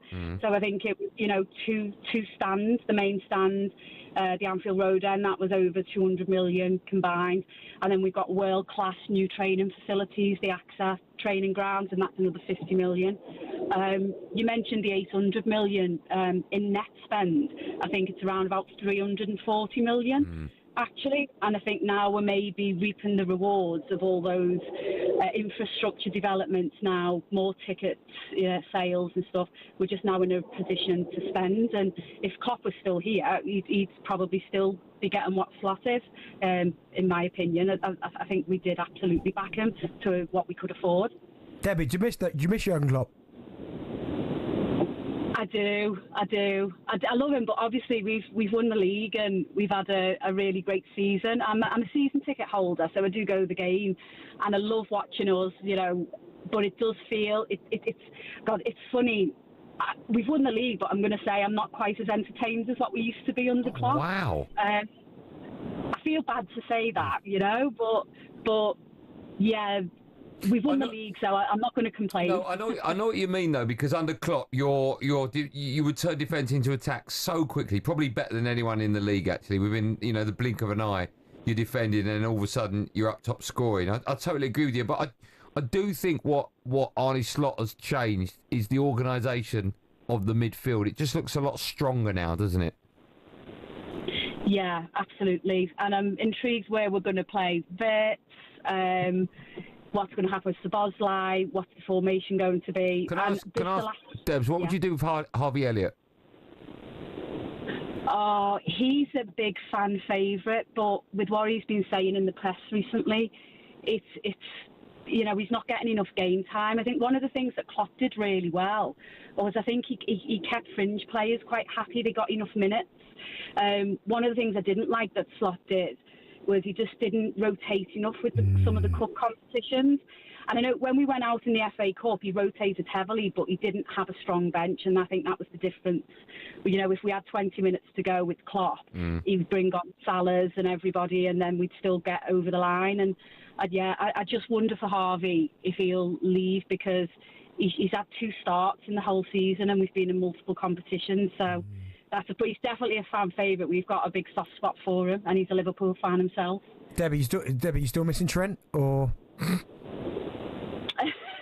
I don't agree with all the booing and everything that happened, but I'm really excited by Frimpong. I think it's just a different kind of right back, but I think he's possibly got it all, as well as being a little bit just more defensively minded. So I'm worried about the assists that we'll lose from Trent for like Salah.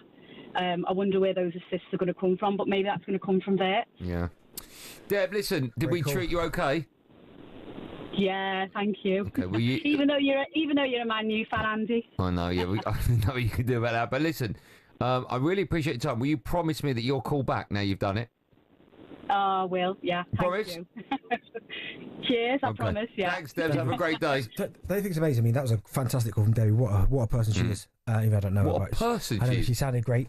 What a person. Don't you think it's mad, though, like with football fans, it's almost like Trent for about 6 years has been incredible, and they leave and it's just like, well, Frimpong's better. Do you know what I mean? Frimpong's better. Do you know what I mean? It's like nuts, isn't it? It's nuts, but I mean, come on. Trent has been, but Frimpong's good, but different. Who do you think Liverpool fans? Oh, what a question this is. Who do you think Liverpool fans love more, Van Dijk or Carragher? Let's see. Part of me wants to say Virgil, right? Yeah. But because Carragher's one of their own, I know. Well, he gets a little bit more leeway. I know, but Van Dijk's one of the greatest. Yeah, true. Interesting. Well, the next Liverpool fan that comes on. Oh yeah, we should have got Debs back. Yeah. All right, next. In fact, can we just take one there? I'm looking at Billy. We've got time. We haven't got time. But next one that comes on. Next one we'll just say. Right. What do you think the answer is? Carragher. Do you? Yeah, I don't know. It's a great question, isn't it? Still to come later on, it's time for Way Up Benty. 03717223344. First up, it's time for No Googling Part 2. Great question. Who's the only player in football history to have won, are you ready for this? The Premier League, the Champions League, the UEFA Cup, the FA Cup, been relegated from the Premier League and won an Olympic gold medal? I know that is. Let me say that again, because people go, what? Only player, Premier League, Champions League, UEFA Cup, FA Cup, been relegated from the Prem and won an Olympic gold medal. Used to live around the corner from him. Don't. The only person I've ever seen. I'm not going to tell you anything about him. The only person I've ever seen fit 14 cars on one driveway. And he didn't own an NTP car park. And the answer to that and more is coming up live on Drive and talkSPORT after this.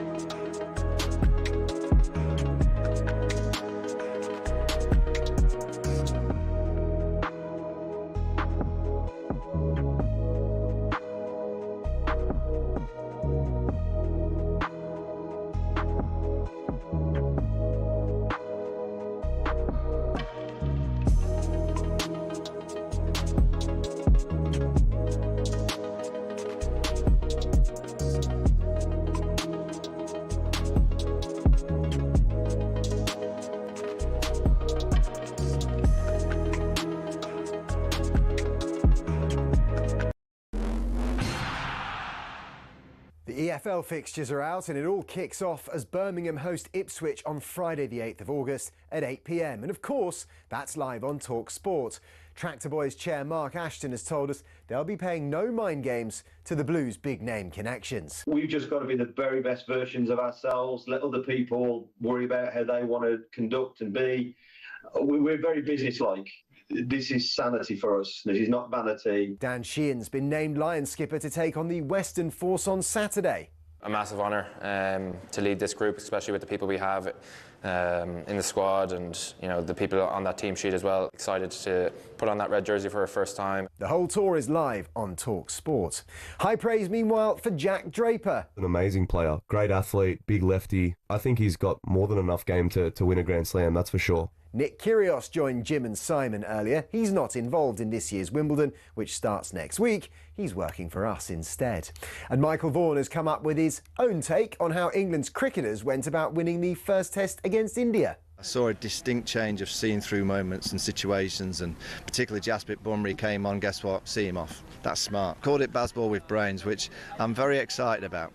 He was speaking at the launch of the Knight Stokes Cup, the first ever national competition just for state schools. Head over to talksport.com for a rundown of your team's EFL fixtures.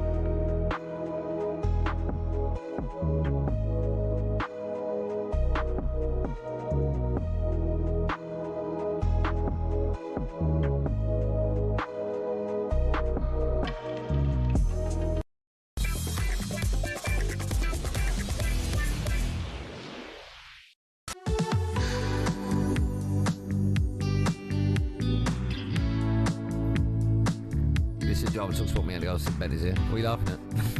What's the matter? Nothing. What do you reckon the quickest way to get that strawberry stain out? That might be ruined forever, There are some stains that if you get it on a t-shirt, it's done. No, I'll be able to get some... You won't be. You'll give it to your wife. No, but I'll be able You won't have a clue. Yeah, we'll get some... I'll go home, check in the cupboard. Yeah? What cupboard? Under the sink. Right. Why is it under the sink? No, not under the sink. I'll go into the utility. Right. Where the washing stuff is, washing machines and tumble dryers. You don't even know how to turn a washing machine on? Yeah, I do. Go on then. Press on. No. I always go. Do you know what I always do? Press it on, yeah. Do you know what I used to do? No, what I do is because there's so many different settings, I will just go sports wash. You got sports wash, you 59 minutes, sports wash, bang. And what? One turn? One turn, bang to the right. And that's it. Sports Start. bang, done. Well, that's good. I do think things like washing machines should be washing machines made aimed at men. Right? Because a lot of men live on their own, and a lot of men are stupid and can't work it out. 40 wash, 60 wash, hot wash, cotton wash, non-cotton. We can't work all that That's out. why we're stupid. Sports wash, 59 minutes, bang. It should be like that. Someone should have went a washing machine where it just big letters. It just says like 15 minutes, 20, get stains out, good for your bed. Do you know what I mean? Just make it easy. What I like to do that wash, and then what I like to do is sometimes I tumble. You don't do that. No, listen, underwear sometimes I might put in the tumble dryer, but what I like to do is go to the washing line. Tumble dryer? Yeah, the washing line, and peg them up so it smells You fresh. do that. Yeah, I do. You so don't do that. How much are you about? Where are your pegs kept? I've got a peg basket outside. Okay. What washing line you got? It's got a black one. Like a permanent. It goes from corner to corner. I still don't believe you did the washing. I'll show you when I get not home when I get home, but I'll show you next time I do the wash. All right, you actually video yourself doing it. Yeah. Okay, fine. I don't believe you do. For the break, ask a question: who's the only player in football history to have won the Premier League, the Champions League, UEFA Cup, the FA Cup, been relegated from the Prem, and won an Olympic gold medal? Is it Kanu? Yes. Relegated with who? West Brom. FA Cup with who? Twice. One with Arsenal. Yeah. And one's Portsmouth. Premier League winner with who? What's it? Arsenal, 98. UEFA Cup win with who? Ooh, Inter Milan. Oh my God, you got two left. Champions League with who? That's Ajax. And a gold medal. Oh, it's Nigeria. What event? No, event. What? Football 100. Oh, was it the 94 Olympics? What? Not 94 He Olympics. would have been in 94. He wasn't even born then. What? So I was born in 84, and Carnu wasn't born in 94. Carnu weren't moving about in 94. He would have been a kid. How old's Carnu? Go on, what's your guess? Oh, no, don't look yet. We'll guess it now. How old's Carnu? 57. Nah, he's nowhere near 57. What are you talking about? What do you think? Well, I can't remember when he was playing. When he was playing at Arsenal, would have been 25. I'd say about 51. 48. There you go. 57, you lunatic. 48. So what year was he born? What year was he born? 78. No, 8 and 8 would be 6. Still to come, we have some fun with the best of talkSPORT, but now we're edging closer to the Lions' first game down under, which of course you can hear on Saturday morning live on talkSPORT. They face Western Force, and earlier today, Coach Andy Farrell named his side for that game. He then spoke to the media and discussed having a large number of Irish players in the squad. For us all now, I mean, we've only been together for a few weeks, but, you know, it's almost not even relevant to us because it's not what we see or how we see it. It just happens to be that way as far as the numbers are concerned, etc. You know, I suppose if you look at that, there are key positions out there that's not played together before. So all of that makes it interesting for us to see how cohesive we can be as a whole. And join us now for more on this is talkSPORT's rugby commentator Andrew McKenna. Macca, good afternoon. He's in the sunshine. Where are you, Macca? Oh, just sitting outside, mate, enjoying the sun. Very nice indeed. You want to put some factor 50 on that forehead, though. Right. Yeah. Just give us the main news from the squad selection. Are there a lot of changes to the side following that defeat on Friday? A lot might be underselling it. 13 of the 15 starting players are different, and the 2 that remain are actually playing in different positions. So Tyke Byrne has gone from second row to back row, and Sione Tuipulotu's gone from outside centre to inside. So in terms of is anyone playing in the same position as they did against Argentina? The answer is no. So it's what we expected, completely new group of players as the Lions try and get everyone a start. The policy has generally been in the last 2 or 3 tours that everyone will get at least one start in the first 3 games of the tour. So this is game number 2, therefore wholesale changes. How long do you think it's going to take then for Andy Farrell to know his best side? And also, do you think in his mind he knows exactly who he wants to pick, but just in case there's any 50-50 decisions, he wants to have a look at certain players?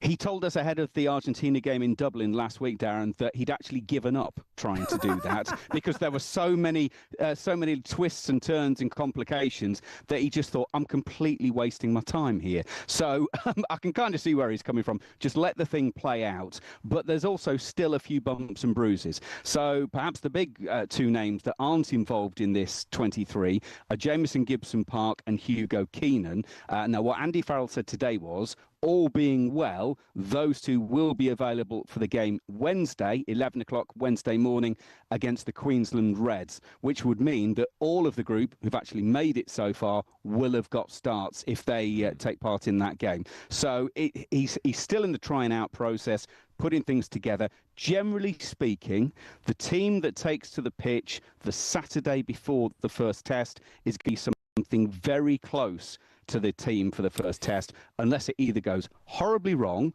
or someone plays an absolute blinder in the last midweek game. So generally speaking, the signpost game is the last Saturday before the first test. Well, with just 2 English players in the starting 15 compared to, 9 that started against Argentina, can we read anything into that, Macca? No, not at all. Will Stewart and Ollie Chesham only arrived in the squad late before the Argentina game because they were on duty in the Premiership final. That's why there's so many Irish in this side as well, because they had so many players with Leinster in the URC final on the same day. So that's why there's a lot being made of the amount of Irishmen in this side, and also the fact that actually they equal the record. So there's 6 Leinster players in the Lions team. That equals the most from one club that have ever played for the Lions. It was London Welsh back on the 1971 tour, who also had 6 players. But the reason for that was the Leinster players weren't available for Argentina, so they had to come in, and therefore it's just a quirk that it's worked out this way. How much of a test do you think then, Maka, it's going to be Western Force? Because you look at their form, or certainly their recent form, hasn't been great. Yeah, they are probably the weakest of the Australian Super Rugby outfits. They missed the playoffs and won 4 of their 14 games this year. They are relatively new, so the Lions played them back in 2013 and won 69-17. Before that, they were just known as Western Australia.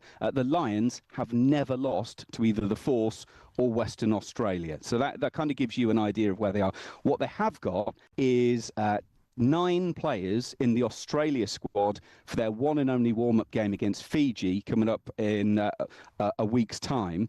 What the Australians have done is they have allowed 5 of those players to go back and be involved in this game. There's also Ben Donaldson, who wasn't initially part of that. He's the number 10, one of the main playmakers. He wasn't going to be part of it, but Kurtley Beale actually got injured this week. Long-term rugby fans will remember the name Kurtley Beale. In 2013, he was playing for the Wallabies against the Lions in the Test series and actually had a kick at goal to win the first Test up in Brisbane, but he slipped and hit the ball and it went safely wide. So Kurtley Beale was due to play in this game. He's picked up an injury, so as a result, Ben Donaldson has been parachuted back into the Force side today. He's actually going to play at fullback, so they're a decent side. They're a decent side. There's a couple of guys who are playing their final ever games before retiring, including Ollie Hoskins, who spent some time in the Premiership playing for both London Irish and Saracens.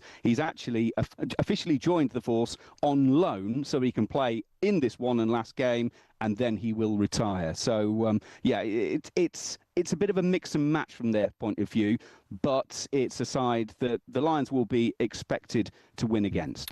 Michael, we lost you there. Can you just repeat that last answer? Probably not, no. Michael, always a pleasure. Keep up the great work. All the best, boys. Thanks, man. There you go, wonderful Andrew McKenna. I'm just interested there, your question, how much of a test will the game be against the form of Western Force? I think you said something like they've not been in great form recently. Tell me a bit more about them. Well, no, listen, a few of their players have been injured, but they've got some good players. Ben Donaldson. No, but tell me about that. No, tell me about the. No, I don't care about the. Tell me about the form. You said they've not had great form recently. Where have you got that from? No, it's not been great. I mean, obviously they played Lions. They got beat by the Rahavs. Who? By the Rahavs, 22-17. The Rahavs? On the 24th of May. Say the name again? Rahavs. That wasn't great. Who else did you lose to? Fijian Jura. Beat them 38-7. Oh, wow, yeah. That weren't great as well. No. The Brumbies beat them 33-14. Right. So, and then West Brom fans, I think, the Brumbies. And Blues beat them 40-19 their last 4, so not great. Oh, you know your stuff, man. Yeah, not great. Still to come on Drive. We'll have some fun with the best of talkSPORT. Follow. The end of the... There's no E in bolognese. Gaps. We'll also hear your questions for Benty. What's up? And was this man part of the best front 3 in Premier League history? Walking up to Carlos Tevez. Carlos, good luck this afternoon. Thank you. There, Carlos Tevez saying thank you to me, wishing him luck. Well, that loads more coming up the last hour drive on talkSPORT. Me, Goldstein, him, Ben, and you. So make sure you come back after this. Yeah, don't care.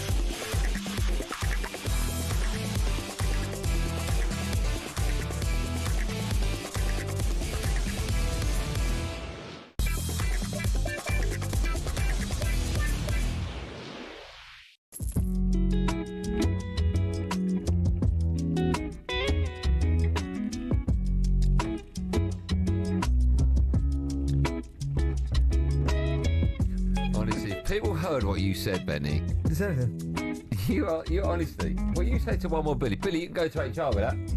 Get rid of him. What did I say to him? You know what you said to him? About snapping his... Hey. You're listening to Drive and Talk Sport with me, Andy Goldstein, the vile Darren Bent at Motor Point, new car, same day driveway. Available on all cars. We'll get a test drive today. Still to come, we're asking Benty if he was ever sad to see a player leave a club after Wayne Rooney admitted he was gutted to see Carlos Tevez go. Just quickly, Ronaldo has signed a new 2-year deal with Al Nassr. What do you make of that? Yeah. He must have money for fun. Honestly. Money for fun. He must be touching $1 billion, right? If not over that. Yeah. Must be. Yeah. But no, yeah, I fair. wonder what it's like just to have so much money. But do you know what's funny about it? And this is why you have to respect him. Yeah. Right. Even though he's probably got all the money in the world, and I'm talking about all the money, right? He doesn't look like he's lost the hunger to do it, has he? He looks like he's like a lot of people.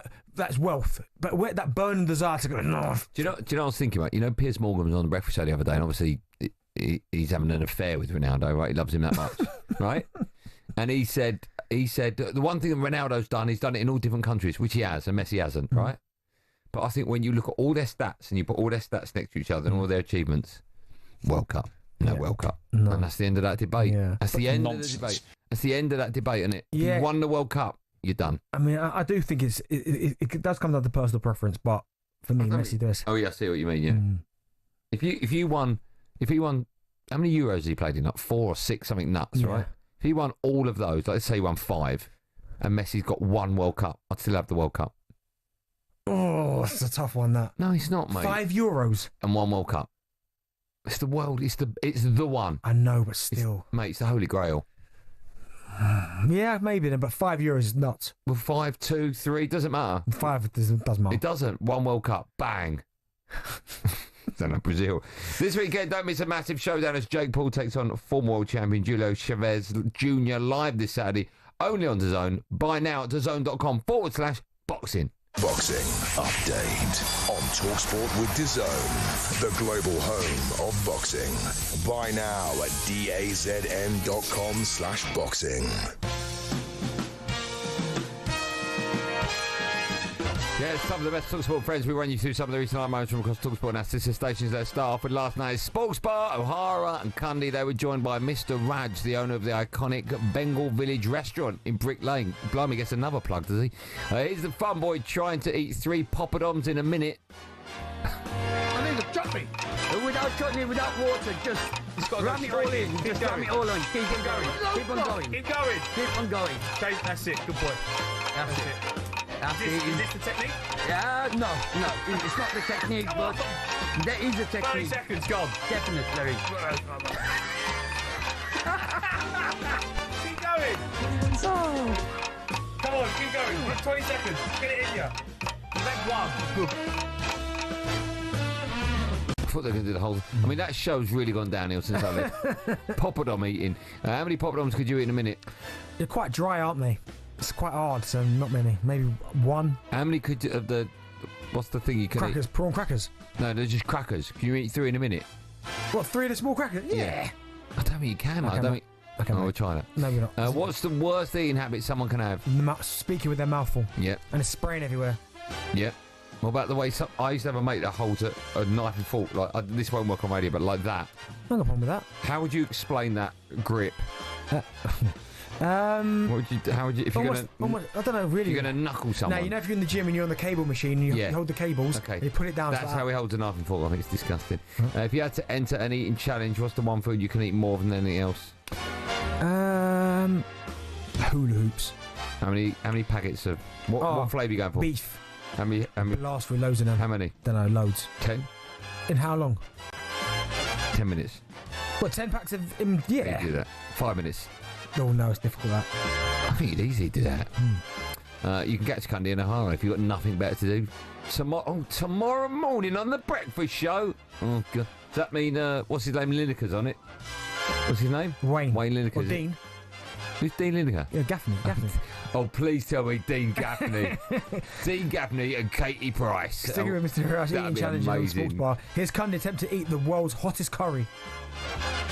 I mean, Just give it a go for everyone that's Right, you watching. ready? I'm ready. Yeah, you ready? The hottest curry in the UK. Wow. Not that. He's doing great. Okay. He's doing Wow, great. wow. Wow! That is going to get to you. Okay. Just a second. No, You just said to do it. Yeah, not that much. You Not just that said much. wow. No, that's a lot, Jace. That was That's all right. I told you. We did say wow. We did say wow. Is it going to... We did say wow. Wow. Okay. How are you with spicy So what's foods? happened to that show? What is going on? How are you with spicy foods? Getting better, actually. As I get older, getting better. I'm now on a madras. My go-to curry is a madras. If you went to Nando's, what flavour are you going for? Oh, I don't know what the levels So you've are. got lemon and herb. I'll go above that. Medium. I'll go above that. Hot. What's after hot? Extra hot. I reckon I could do extra hot. No. No way. Why not? Because you can't, mate. Can you do hot? Yeah, I'll do extra hot. Not a problem. So you can do it and I can't? Correct. Brilliant. What's your ultimate Indian meal? Oh, well, madras. I mean, we could go on for days with this. Madras. What's the one with spinach and potato? What's that? Oh, I missed it. I don't know. I don't have the... Right, hold on. Poppadoms, madras. Usually boiled rice, but I quite like mushroom peeler. I go for... Oh, I can't get the word yakisoba out of my head, but it's obviously not that. It's what is it? Come on in there. What's the matter with you? Kandi and O'Hara may be moving to can't breakfast move show, on but now. the sports bar is still open for business tonight. Get your calls into Majestic and Darren Ambrose 03717 223344. Onion barges as well, I like that. Okay. Have a look on your thing, because someone would have told you what it is. Right. Spinach and potato. Come on. Okay, so do you want to do my question? It's got like... No, I haven't got time for it. Sagaloo! Thank you. Who said that? Billy, well done. Don't forget to download the TalkSPORT app where you can swipe between TalkSPORT and TalkSPORT 2 and other stations every month. When we come back, one of my favourite parts, apart from this, of any show ever, Benty.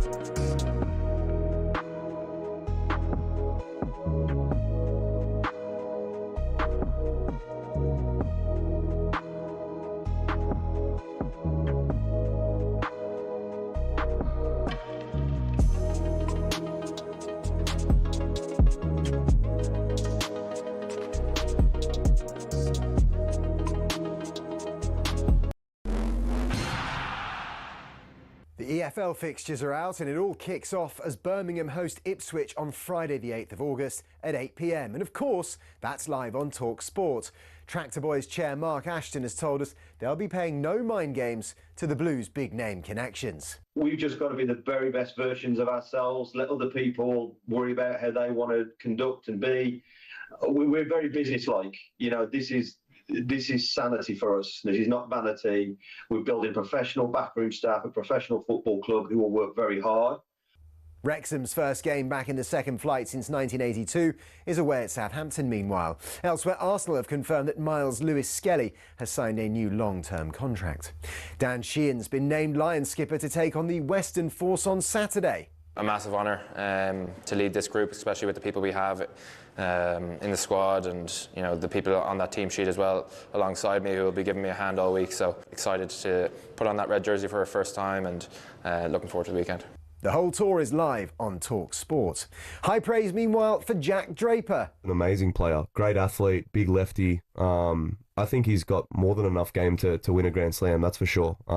He's super dialed in now, super professional. And I think Andy Murray's going to play a big part in helping him get over the line. And I think Draper could definitely be winning Grand Slam soon. Nick Kyrgios joined Jim and Simon earlier. He's not involved in this year's Wimbledon, which starts next week. He's working for us instead.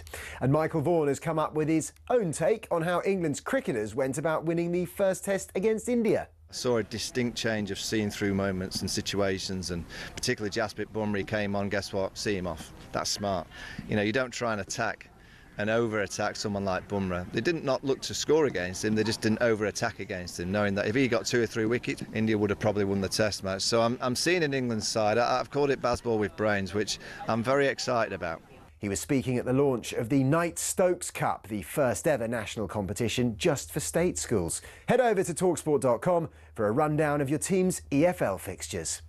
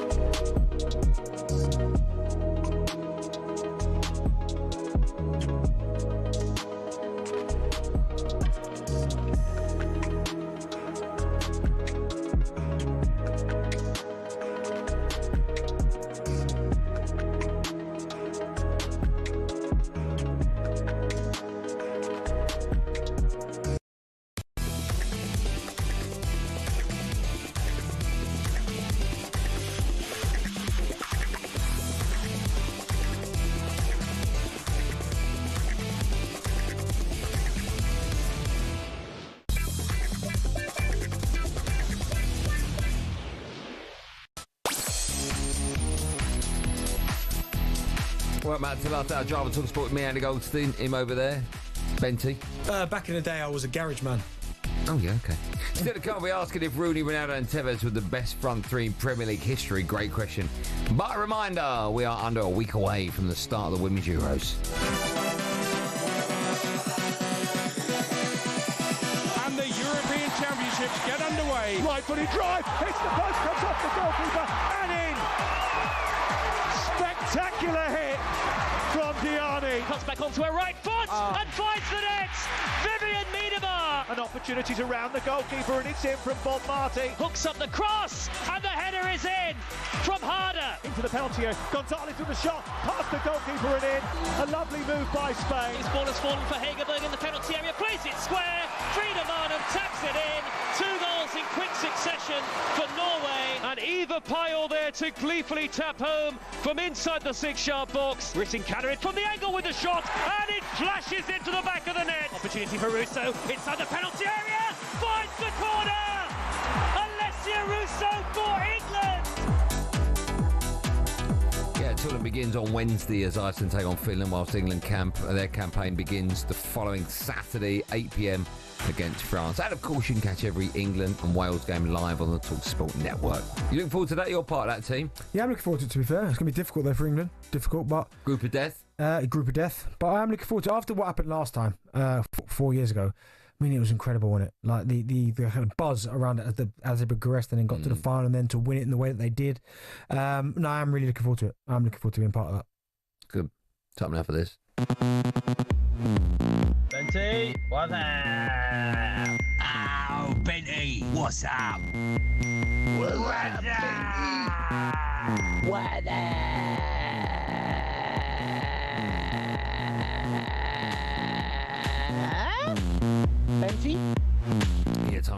WhatsApp, Benty will give you the dance floor. Your chance to ask the former Burton Albion low knee striker Darren Bent anything you want. It does say that. Why do you get a problem with that? What's your problem with your time at Burton? I've got no problem with that. Shout out Burton. On loan, who was paying your wages when you were there? Them. Derby and Derby and them. There's a lot of money, wasn't it? Imagine Burton having to shell out 75 grand a week. Oh, come on. Right, time for the first question. What's happening, Benty? James here, West Ham fan. If you can put together a team of 11 players that currently play in the Premier League that don't play for the top 6, who would it be? Your best team? Oh my God, that is so funny. No, it's not funny. I'm sick of tired. Right, let me explain that. Please do that. So that question, right, was if you had to name a team that weren't in the top 6 combined, like the other 14, who would it be? Yeah. So just in that ad break, producer Billy came in with a bit of paper with all the questions written out, so Benty can prepare. And this is what he said: make the best team out of the current top 6. Yeah. So you've done. So it didn't match the question. Didn't match the question. Billy, can you just come in the studio a sec, Bill? Just quickly. Yeah, get him in here, please. Just pop in, Bill. Yeah. Just pop in quickly, Bill. Quickly, because we're live. Just shout. You don't need to go near him, but just shout. Whose fault is that? Lukey boys. Lukey boys. Yeah, okay. All right. Just throwing him under the bus. Honestly, didn't even defend him. Make the best team out of the current top 6. Didn't even defend him. Didn't go, well, we're a team. I'd rather not say it could be any. Just literally gave him up in seconds. Lukey boy. Anyway, I'll do what I did do. So I probably no. Answer his question. I mean, that's hard. Out of the current. Okay, not the top 6. Okay. So difficult to do off the cuff, Benny. All right, so I'm going goalkeeper Pickford. Yeah, I haven't got anything in front of me. Right back, I'm gonna have to go. Read your one out. Top 6. Yeah, it's hard that. I've gone Alisson in goal. Yep. I've gone left back's a difficult one. So I've gone. You got Lewis Skelly. You got Kirkes. So I'm probably going to go. Depends what formation you're playing, right? I'm going to go Lewis Skelly because he can come inside. This is right. Right, Saliba. This is right. Virgil. Okay. Reece James, right back. Class, isn't he? It's hard. It's hard though. Yeah. Rodri, obviously. Yeah. Caicedo. Mate, he's been unbelievable this year. Okay. Cole Palmer. Yeah. 10. Right, Salah. Isak down the middle. Yeah. Left, I've gone Luis Diaz. I struggle on the left. Okay. Just hope the next one's right. He's quite a wiry chap anyway. He hasn't got a lot of weight to lose. We're playing the whole interview. It's Kev here. No, next question. Hello? Get on with it, Jack.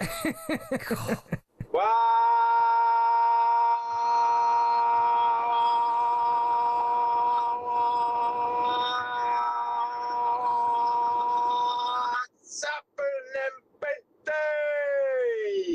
What is your all-time favourite Arsenal 11? Not the best players, but your favourite. We all have our favourites. Favourite. So again, I've done this and it's not even that. For God's sake, you've done that wrong. Right, so, no, okay. No, but it says, look, favourite Arsenal 11. Yeah, but he said your favourite, not your best. Okay, well, the team I've gone for, Seaman. So you've done this wrong? No, Seaman, Why- Lauren, why- Campbell, Adams, because this is my favourite team. So you say I love and then name the players. No, Seaman, Lauren, Campbell, Adams, Ashley Cole, Vieira, Petit, Bergkamp as a 10, Saka, Henry, Perez. Now, honourable Don't mention. care, it's too heavy, Arsenal. For Ian Next Wright. one, I love press- Ian Wright. press go on the next one. Love Wright. Quickly. What's that? Benty. Tom, the QPR fan here. My question for you is, on the talkSPORT drive Thursday night trips to the pub, who is the least likely to get up to the bar? Any funny stories about someone doing round avoidance? I used to know someone who used to pretend to bend down and tie their shoelace so they got overtaken as they approached the bar. Anything similar to that? Who's the last one to get around in for the lads? Well, I'd have to say probably me because I You're never never go. there. So that's me. Yeah. I never go. But it used to be, I think, from what the discussions I know were, exactly it used to be what it Dell was, the Dell. back. Yeah. Apparently Dell was disgustingly bad. Do you know what? I'll go as far. I don't think Dell's ever brought me around. He brought me around before. Has anyone in there been bought a treat by Dell? No. Yeah, I'm not gonna throw him under the bus because he's not here to defend himself. No, you wouldn't do that because it's a team event, right? Exactly, yeah. But Lukey Luke, God dear, Bill, you're a disgrace. On to the next one. On to the next one. Hey, it's George here, HGV driver, Borough fan. Quick question. If you could change anything about Goldstein, what would it be? Well, it's difficult to improve perfection. If I could change anything about you, that mullet on your head. Why? What's wrong with my mullet? I'd love to see you do an hairstyle. I've seen you with the long hair, and it was awful. It was horrific. So maybe it's like a skin fade. No, I told you my face is too big. My nose is too big. It won't work. It's all in proportion now because I've got big hair, big face. What would you change about Andy? And I'm saying your hair. That's it. It's the only thing. Doesn't have to be what I look at. You might go. Your voice is annoying. I've got a great voice, mate. See, can't win, can I? Can't change anything. I can't change anything. Nothing you can change. No. Perfect. No, I change the team you support. Okay, there's your answer. Yeah. To who? I won't want you as one of us. I won't want you as one of me. I'm sorry, what? That didn't even make sense. No, I don't know that. Who would I support? West Ham. Why West Ham? See you in it. Okay, on to the next one. What's up?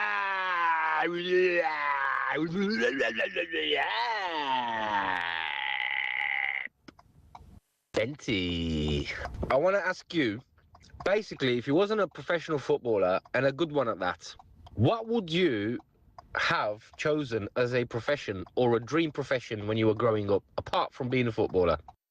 By the way, good WhatsApp that. Yeah, really good. Well, obviously, athletics, long jump. I used to do that to not sport.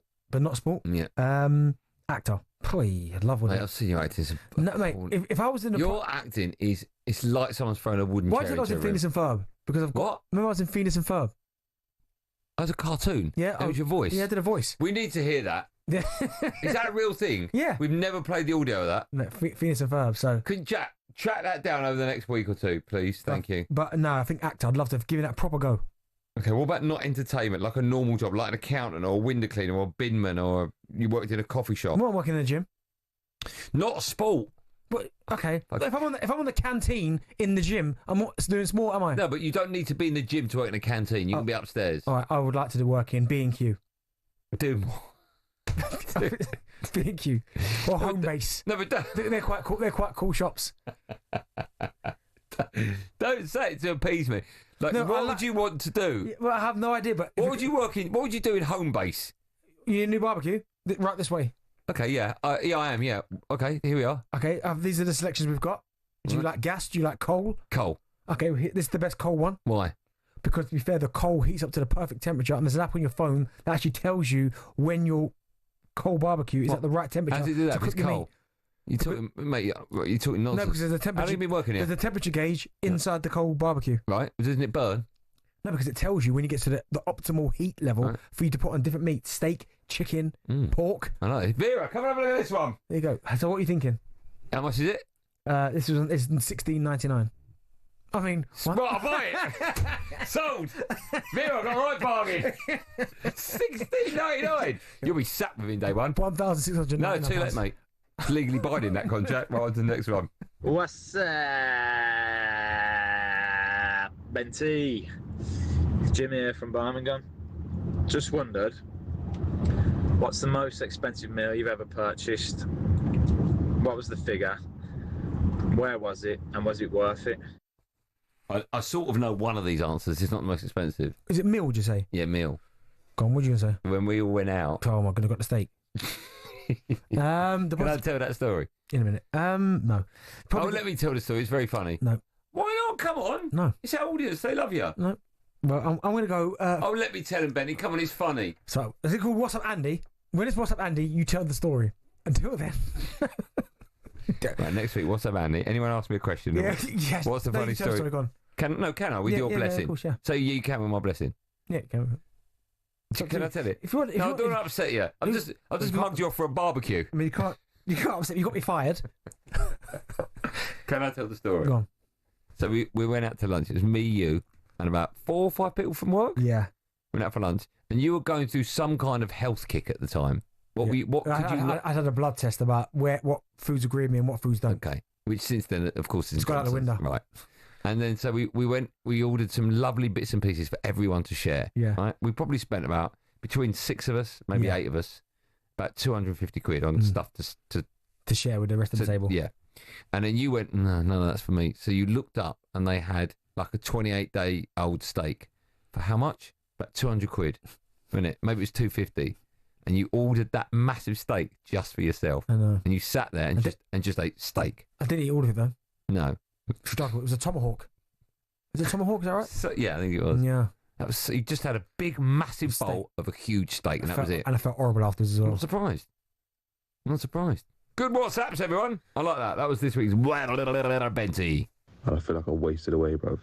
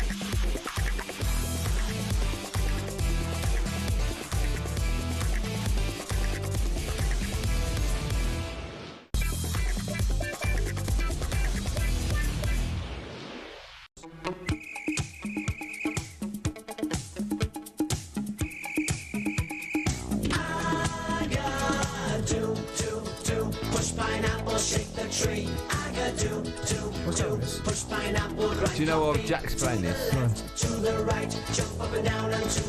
don't even want to say it. Say it. I'm nearly speechless, right? This look at Jack laughing, right? If you've never met Jack and you don't know what he's like, this sums Jack up. He's playing Agadoo because it sounds like Sagaloo. Oh my goodness. Look at him! Jack, you've hit an all-time low. Drive on talkSPORT to Andy Goldstein Darren Bent and Motorpoint. Thousands of cars, all unbeatable prices guaranteed. Turn it up. Do you know what that line is? What? Aga do do do. What's the next line? Aga do do do. Oh, God, I have to hear it again. Oh, okay. Turn it up, turn it. Now. What's that? Here we go, here you go. Push pineapples and shake the tree or something? Good, okay. Head to motorsport.co.uk for details if you get it. TalkSport is now available in more places than ever before. You can watch us via your smart TV. Just head to talksport.com/watch for all the details, and you can watch all your favourite shows and presenters, plus some of our brand new content. Still to come, we'll be discussing Wayne Rooney saying he was gutted when Tevez left the club. Just quickly, TalkSport understands that Arsenal are interested in Eze from Crystal Palace. Time now to look ahead to the Club World Cup. All thanks to our good buddies at DAZN. FIFA Club World Cup preview on talkSPORT, presented by DAZN. Watch every game of the FIFA Club World Cup live and for free on DAZN. Sign up now at DAZN.com. Have you got a list of tonight's games in front of you? I don't have it in front of me. I've got time to talk about Juventus and Man City, but I'm just curious if you've got the other games. Yeah, I've got more. You know me. Oh, yeah? Have you got them? Mm-hmm. So I've got them in front of me. So you've got... Wydad Casablanca. Hold on. You've got Inter v River Plate. Oh, no, hold on. That was last night. Hold on, what did it say Thursday in front of me then? Oh, you should have seen it at the end of that game. What day did it say? Thursday. Did you see the end of that game? No. Kicked off, man. What do you mean kicked off? So basically, Cunha. Do you remember Cunha? He used to play for Sevilla. Big unit. But he basically hacked down Dumfries. Yeah. And it all just kicked off. Why? What was he kicking off about? Because they were getting beat. They got 2 people sent off. And then it was a bit of a naughty challenge, actually, because he played a 1-2 Dumfries. And then Cunha kind of rugby tackled him. Oh, jeez. But at the end of the game... Kicked went off. Yeah, went off. Okay. Tonight I got Wydad Casablanca against Al Ain, I think that's pronounced, and then Al Hilal against Pachuca, the Pokemon. You a fan of either of these teams? We've seen Wydad Casablanca before, haven't we? Yeah, who did they play? Chelsea.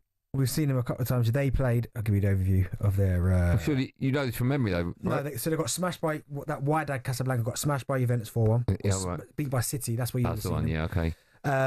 Yet to score a goal. Are they? No, they scored one actually against Juventus, 4-1. But it's not been great for them. Who scored the goal? Second. Who scored their goal? What for Juventus against Juventus? Lorch. Okay, score it again, Lorch. You could say for Casablanca. Yeah, Lorch scored. Yeah, Lorch. Yeah. Yeah, Lorch scored. Okay, any other teams that you've watched there? Al Ain and they got absolutely blasted. Jeez, you had to look for that word. By Man City. Oh, they were the 10? Yeah, 6. 6 was it? Yeah, 6. Yeah, 6-0. Oh yeah, 10 was the opening day, wasn't it? Yeah, that was Bayern. Yeah. But no, yeah, I mean they got given 6 by City and 5 by Juventus. Okay. So it's safe to say they're not qualified. Well, let's talk about Man City because they take on Juventus with both sides battling out for top spot in the group. The game is live on talkSPORT. City are currently second in the group due to Juve scoring one more goal. Do you still believe what you said yesterday about the World Cup Club Cup going over the FA Cup? I mean, I don't know what you just said there. Do you still think the Club World Cup is better than the FA Cup? I'm not saying it's better, but I think... Well, you said yesterday you put it above it. Yeah, it's probably more prestigious, yeah. So, okay. But no, it's a good competition. I think whoever wins it's bragging rights again. I do think this might be one of those competitions where if it stays like this, then it might get a little bit more momentum behind it and people might start to honour it a little bit more. But if they do it this once, and then it's like, well, do you know what? Quite 4 years. I know, but they might. I think they're going to change that. But I don't know. Why do you think that? Well, I read something the other day. What did you read? That some clubs, they didn't say which clubs, are pushing for it to get every 2 years. I can see that. Because of the money. Oh, of course. Oh, yeah. But where do you fill it in? You got Euros. You got World Cup. You can't put it in. No, you got Olympics. You got Women's Euros. Yeah, World Cup. You got Women's Euros now. Exactly. How do you fit it all in? If you're a player here, right, would it help or hinder your... Because is this a pre-season? What is this? Is it pre-season training? What is it? No, this is the end of the season because they haven't had a break between the competition. Right. Is it bad for you? I mean... It's just a load of football. Will Man City players be more tired than, I don't know, Spurs players come to start the season? Or once you've had that break, you've had the break anyway? It just depends how late Pep lets them come back. I mean, I was shocked that Cleverley said his players have been in for 4 days. It feels like the season's just finished. Yeah, he's nuts, isn't it? So, I mean, the breaks you get are nothing. And unfortunately, I know people don't like talking about player welfare because they get paid copious amounts of money. You, over there. No, I've never said that. Yes, you have. Yes, you don't No. lie. My only argument about player welfare and playing too many games is when the season's mapped out and then halfway through it you get a manager saying we're playing too many 4 games Nah, you've never had the players back. People message in saying, am I right or wrong? Here we go. Don't make that face about our listeners. No, I'm making my face about you claiming I've said something, the listeners backing you up. Oh, say sorry for you. You're on 200 grand a week. Oh, let me go and get in my hydration. Some rubbish that you talk about. Yeah, I do. When you got one game a week. No, it's not one game a week though, is it? Go on, what is it? Okay, one game a week. Yeah. Right? Or three games a week for 52 weeks of the year. Yeah, but it's never that. But at the minute, it's crazy. It's like who's playing 3 games a week? 52 weeks of the year. Top size, mate. No one's doing that. But no, I do think that the product's going to start getting watered down a bit because the quality can't be there because the players are going to be tired. No, see, honestly, tired. The players are going to be tired. Honestly, don't they, ball new players? There he is. There you go. Player welfare. You don't care about it. It's player welfare I care about. No, to what extent? No, it's not. To what extent? There's a breather. Things like the Club World Cup don't help. You need so you got a 22-year-old who's playing twice a week, and then all summer, and they get 2 weeks off. Come on, a tennis player is on the court for 4 hours, wins. He's got to be back on the court the next day. Imagine that 4 hours on your own. Told you. No, you don't care. Watered down product you want. I hope I have that. I hope my kids have that player welfare problem. Oh, no, they're on 400 grand a week. I hope your kids play 3 games a week and for 52 weeks of the year. Yeah, for how much money? I don't care. Well, I do. If it's $1 million, you want my kids to burn out? I don't. Right, I hope Milan. Screw Frank. I hope Milan. Burn. Barbecue. Let's quickly talk about Real. What'd you say? What'd you say about Screw Frank? What did you say? What did you say about Screw? You said burn what? Nothing. What did you say about my dog? I love Screw Frank. No. How's your other dog? Which one? Not Ghost, because he died. The other one. No, he didn't die. He did die. He's still there, mate. No, he's not. He is. What was the other one called? Oh, they're all there, just chilling in the garden. No, they're not. You haven't got any left, have you? I have. What? Who's left? Blue. Blue? You're trying to scare me? Blue. Let's talk quickly about Real Madrid. They face RB Leipzig. 2 a.m. Juventus or City could play them in the next round. You going to be watching that one? It's probably if I wake up and it's on, I'll put it on, but not. Probably tomorrow morning I'll watch the highlights. Okay. Do you want to give me a quick prediction for the games? City beat Juventus. Yeah. 2-1. Wydad beat Casablanca. Why? And Real Madrid draw their game. Okay, brilliant. Really pleased. Go on. He said, Benty thinks that players are playing 156 games a year. Did you say Wydad beat Casablanca? No, I said Wydad will beat Alain. No, you said we'll beat Casablanca. It's the same team. No, it's the same team. It's called Wydad Casablanca. Jack just called you an idiot. Jack, they got it wrong, Jack. Can you find it? Can you play it when we come back? All right. And then you apologise. You can get that right, Kenny. That was a look ahead to the Club World Cup with DAZN. Watch every game of the FIFA Club World Cup live and for free on DAZN. Sign up at DAZN.com. Find it, Jack. FIFA Club World Cup preview on talkSPORT, presented by DAZN. Sign up now at DAZN.com to watch every game live and for free. Did come and ask if Tevez was part of the best front three in Premier League history. First, no Googling. Since the war, this is my question. Since the war, only 3 teams have won the FA Cup that start and end with the same letter. All right? Mm-hmm. Who are the 3? No, one of them. Who are the 3 teams? The club begins and starts with the same letter. Who are the 3 teams? The answer to that and more coming up live at Java talkSPORT after this.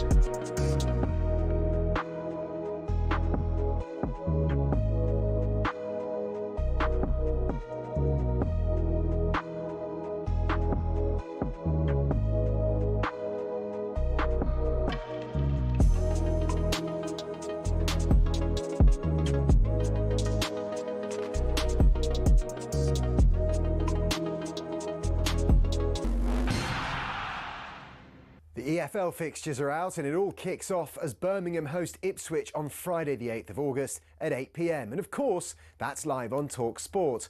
Tractor Boys chair Mark Ashton has told us they'll be paying no mind games to the Blues' big name connections. We've just got to be the very best versions of ourselves, let other people worry about how they want to conduct and be.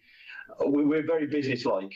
This is sanity for us. This is not vanity. Dan Sheehan's been named Lions skipper to take on the Western Force on Saturday. A massive honour to lead this group, especially with the people we have in the squad and the people on that team sheet as well. Excited to put on that red jersey for a first time. The whole tour is live on talkSPORT. High praise meanwhile for Jack Draper. An amazing player, great athlete, big lefty. I think he's got more than enough game to win a Grand Slam, that's for sure. Nick Kyrgios joined Jim and Simon earlier. He's not involved in this year's Wimbledon, which starts next week. He's working for us instead. And Michael Vaughan has come up with his own take on how England's cricketers went about winning the first test against India. I saw a distinct change of seeing through moments and situations, and particularly Jasprit Bumrah came on, guess what, see him off. That's smart. Called it Bazball with brains, which I'm very excited about. He was speaking at the launch of the Knight Stokes Cup, the first ever national competition just for state schools. Head over to talksport.com for a rundown of your team's EFL fixtures.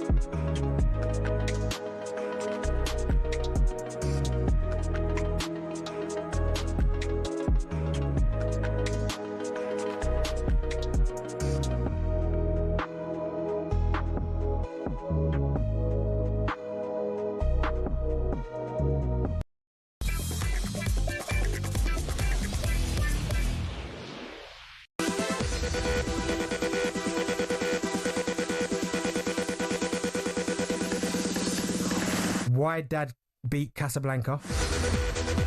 Oh, he did say it. Apologise to Jack right now. Apologise. No, so he can hear it. Why Dad to beat Jack? Well done, Jack. Well done, Jack. No, Jack. Well, you apologise to him. Jack, I apologise, mate. I didn't say that. I didn't say that. You said it. Sorry, Jack, I apologise. Well You're the greatest ever. Well done, Jack. Good work. Has he apologised yesterday for the Googling? No, he hasn't apologised for that. Is he going to apologise for that? No, he didn't apologise for that. He actually didn't apologise. I talked him through it and he didn't apologise. Nothing. But he can do that. We love Jack. Oh, just apologise. I don't need you to apologise, Jack. It's fine. Drive on talkSPORT with me, Andy Goldstein Darren Bent. Time now for this. Deliver the goods on talkSPORT with Just Eat Plus. Get unlimited free delivery for 90 days for just $5.99 with Just Eat Plus. Selected stores, minimum spend, service charges and T's apply. Yes, time now to play Deliver the Goods with Just Eat Plus. Each day a contestant will come to air and take part in today's sporting quiz. By the end of the week, the player with the high score wins a tech bundle and a year's worth of groceries with Just Eat Plus. The current leader is Keith, who scored 3 points on Tuesday. Join us now, randomly selected from all the entries on talksport.com, is David. Hello, David. How are you? How you doing, lads? You all right? I'm good, very well. How are you today? It's your David. You all right? You well? Yeah, not too bad, not too bad. Good. Good weather recently. Did it rain today? I played golf this morning, just missed the rain, and then about 12:30, 1 o'clock, the heavens opened down south. Yeah, not for too long. About 10, 15 minutes. Oh, fine. Okay. Oh, Charlton fan. Oh, you got away with it. You got away with it. Have you heard this part of the show this week? Yes, I have indeed. Okay, let me explain it just again in case there are new people. It's very simple. New people listening to the show, you've got 30 seconds to answer as many sports-related questions as possible. As I said there, the number to beat is 3. I'll go as quickly as I can. I won't wait, or you won't hear my yes or no as to whether you got it right or wrong. We'll just accept your answer and move on as quick as we can so we can get through every single one. At the end of the 30 seconds, we'll find out how you did. Is that okay? Yeah, no worries, that's fine. If you don't know, just guess or shout, move on or pass or whatever, okay? Are you ready, David, for 30 seconds? Yes, I'm ready. Your time starts now. This year, the Tennis Queens Club officially changed the name of their centre court to what? Pass. Who were captain the British and Irish Lions on tour to Australia? Pass. Which legendary horse won the Gold Cup 4 times between 06 and 09? Pass. The FIFA Club World Cup final will be held at which stadium?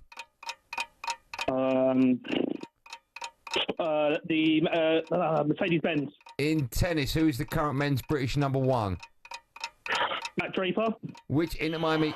I've started till finish. Which Inter Miami star scored a match-winning free kick in their victory over Porto at the Club World Cup?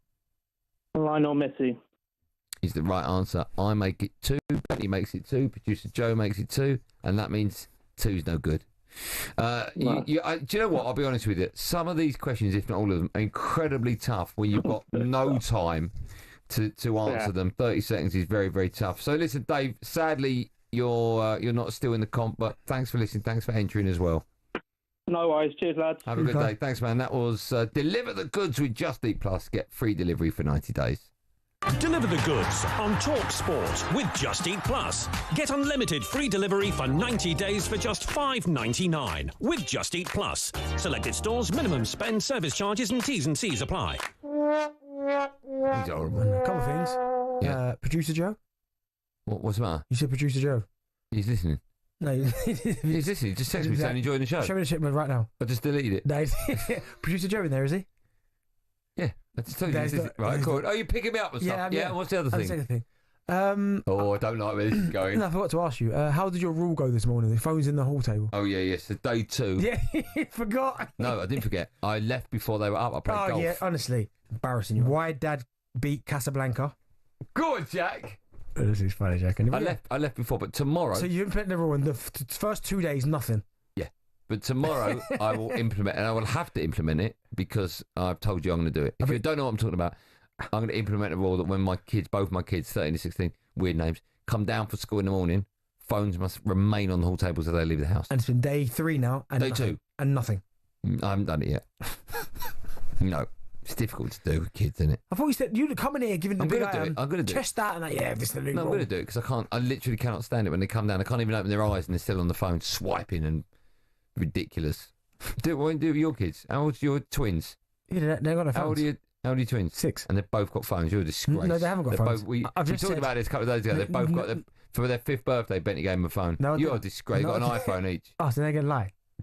Don't lie. I bet they've got an iPad. You got iPads, yeah. Oh, they're 6. Yeah, but when they come down for breakfast, they leave their iPads on charge in the hall until they finish eating. And then they go straight on them. Yeah, because they are ready. They're all ready to go. But you ready to go? When they go to school? No, so they get up. Oh, here we go. Go on. I'll tell the routine. Why don't you go on then? Get them up. Yeah. They get dressed. Go downstairs, give them their breakfast. Yeah. While their iPad. Oh, yeah. While their iPads remain in the hall. Yeah. Once they put their stuff at their breakfast, put their stuff back in the dishwasher. They don't do that. Yes, they do. Right. They then go and get their iPads and sit on the sofa. Till when? Hey, well mannered. Till when? Till I say right. It's time I don't believe that your kids are 5 years up, 6 years old. Yep, they do. I don't believe that. Well, it's true.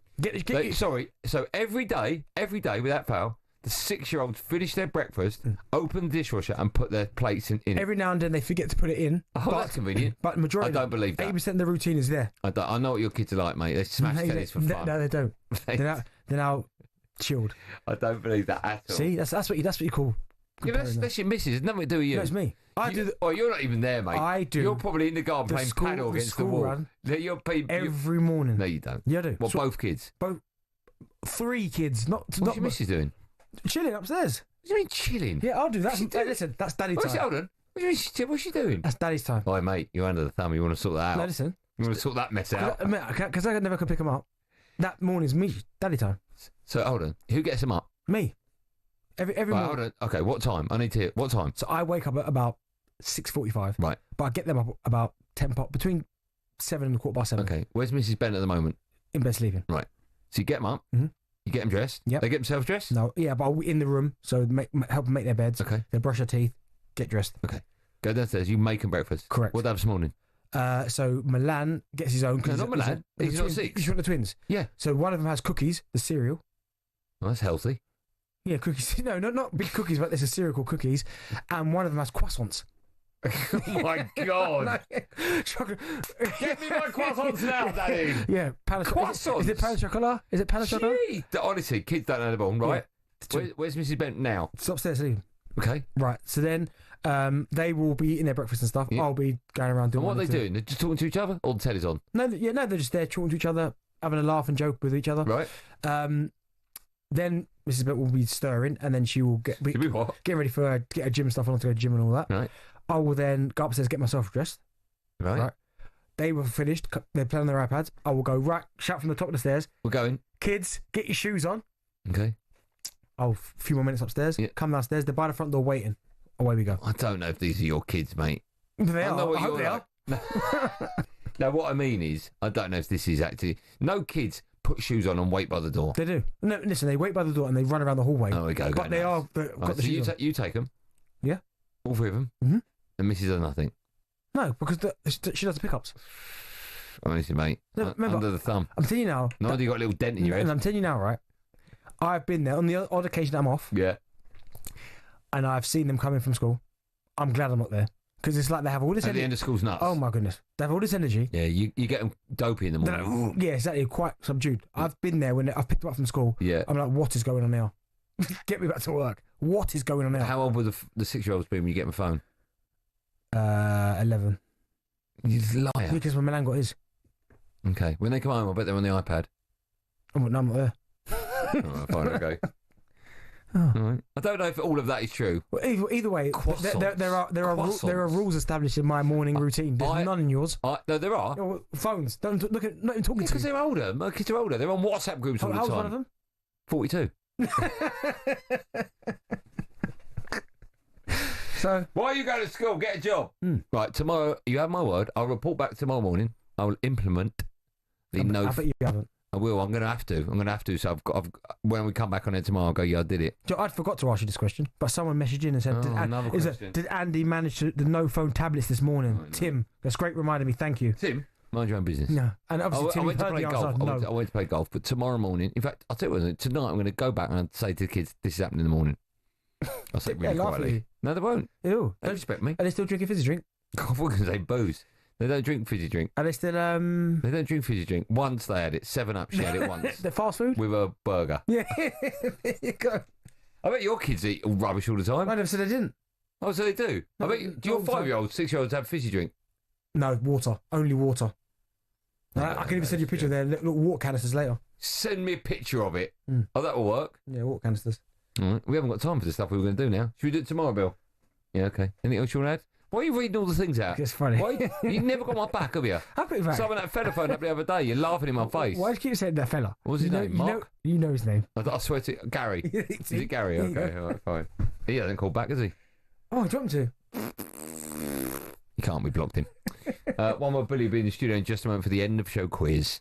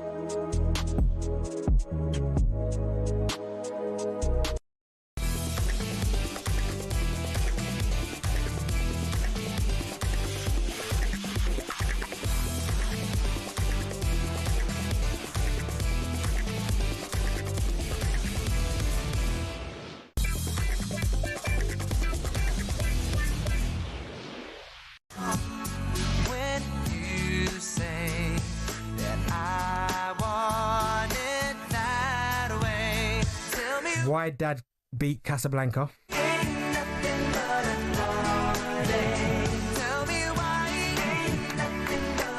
Very good, Jack. Look at Jack. He's brilliant.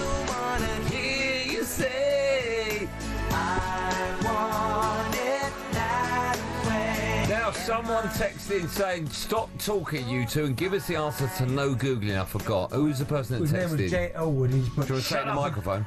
Do you want to say it in the microphone? He goes, some guy called J. Elwood. He put, shut up and give us a no Googling answer. Sorry. What's your name, Jay? The question was, since the war, only 3 teams have won the FA Cup that start and end with the same letter. The answers are Aston Villa, that's the A, Liverpool, and that's the L, and the one that most people wouldn't have got was Charlton Athletic. Unbelievable question. Your foot in it. One more Billy's in the studio. You all right, Bill? Yeah, Benny's accusing me of all sorts. What's the matter? Can you hear that? It's like a someone bump, bump. Oh, it's you. Such an idiot. Bill, how's your day been? Really good. No one cares. Really good.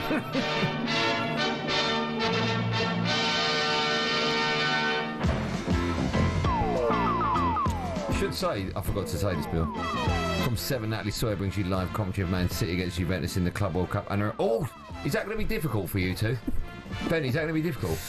What? You and Natalie in the same room because she smashed you to pieces in the darts. Nah. I just wonder if you got over that yet. Nah, it's one of the greatest upsets in modern sport. Fair play to her. Are you alright with that? Bigger pot, yep, no problem. A reminder that, of course. Bro, stop banging your foot. I'm not doing it anymore. The live football coming up across the talkSPORT network this weekend on Saturday, 8 p.m. You can hear the under-21s European Championship final between England and Germany. What? Let me repeat that. Under-21 European Championship final, England-Germany. That's unbelievable. Billy's turned out the lights on his camera. It's live on talkSPORT. And on Saturday, over on talkSPORT 2 from 9, you can hear Chelsea against Benfica, the last 16 of the Club World Cup. Under-21 Euro final, England-Germany. That's unbelievable. Bill's in the studio. Evening. How are you, Billiam? Really good. You? I don't think that's any of your concern. No, true. What Benty's doing. You know what, Benty, for comedy reasons, is covering up your camera. I know he's devastated. But I reckon the people that work the cameras are going nuts at the moment. Get it out of it! There's no pub night tonight, is there? No one's really mentioned it. No, it's a bit quiet in the office at the moment. Yeah, there's isn't not it? about. Summertime. Yeah. How's Joe and his ear? He's got I don't know if I'm allowed to air his medical things. He's got a triple ear infection. He's got told what? me. Triple ear infection. Fall for it every day. Triple? I don't know how you get a triple. You know, like a double, but it's one more. Okay, but what's the triple? How can you get 3 ear infections? Number 3. Don't you need 3 ears for a 3-year that's what I'm saying. infection? I think it's the inner, the outer, and the middle. He told me. My goodness. Surely it's the same ear infection, though, isn't it? I think it's the same ear. Yeah. We need a voice note. When people are ill, I think we should have a drive time rule. You need to voice note. What are we doing for the end of the show quiz? Have you noticed I'm trying to feel for time? What's the matter? Benny, what's the matter with you? I'm hearing a lot of strange noises. So. What are you hearing? You got a bit weird, John. Do you remember yesterday you were talking about Monopoly? Yes. Well, I wrote a quiz on that and then we never used it, so I'm going to use it now. That's good. All right. Andy, do you want to go first? Oh, where the shades at, Bill? Nice and never coming back. If I find them out there, I swear honestly. Never coming back. What are you going to do? Snap them. What? Snap your own sunglasses. Yeah. Why are you going to snap your own sunglasses? You know, just to prove a point to him. Who did you give the iPad to? Joe. Sound like Joe. All right. Wasn't the one you promised him though, was it? Yeah, it was, yeah. No, it wasn't. It was top of the range. No, it wasn't. It was a little one you I promised gave him. Dale a laptop. No, you didn't. Yeah, I did. Definitely didn't. No, I gave him a couple of Whoop bands. Sorry, you meant to give him a laptop, but you didn't. No. It was me and Dale obviously come together as a little joke. But I gave him a couple of Whoop bands, though. You didn't give me one? Because I don't like I'm glad. You really give him Whoop bands? No, like the straps. So you didn't give him anything? I gave him the straps. You went from a computer to a Whoop band to nothing. A rubber band you gave him. Well done. What are we doing? Andy, when was the first Monopoly game sold? Do you want some options? Yeah, it's 40s, I'm guessing. 1935, 1955, 1970. 30s. Yeah, 1935. It's there, yeah. I bought it. Benny, name as many of the 6 original Monopoly tokens as you can. Great question. So you mean the little things you move around? The pieces. Right, the dog. He wasn't an original. Okay, the thimble. Yes. Sorry, does he not get that wrong? No, the iron.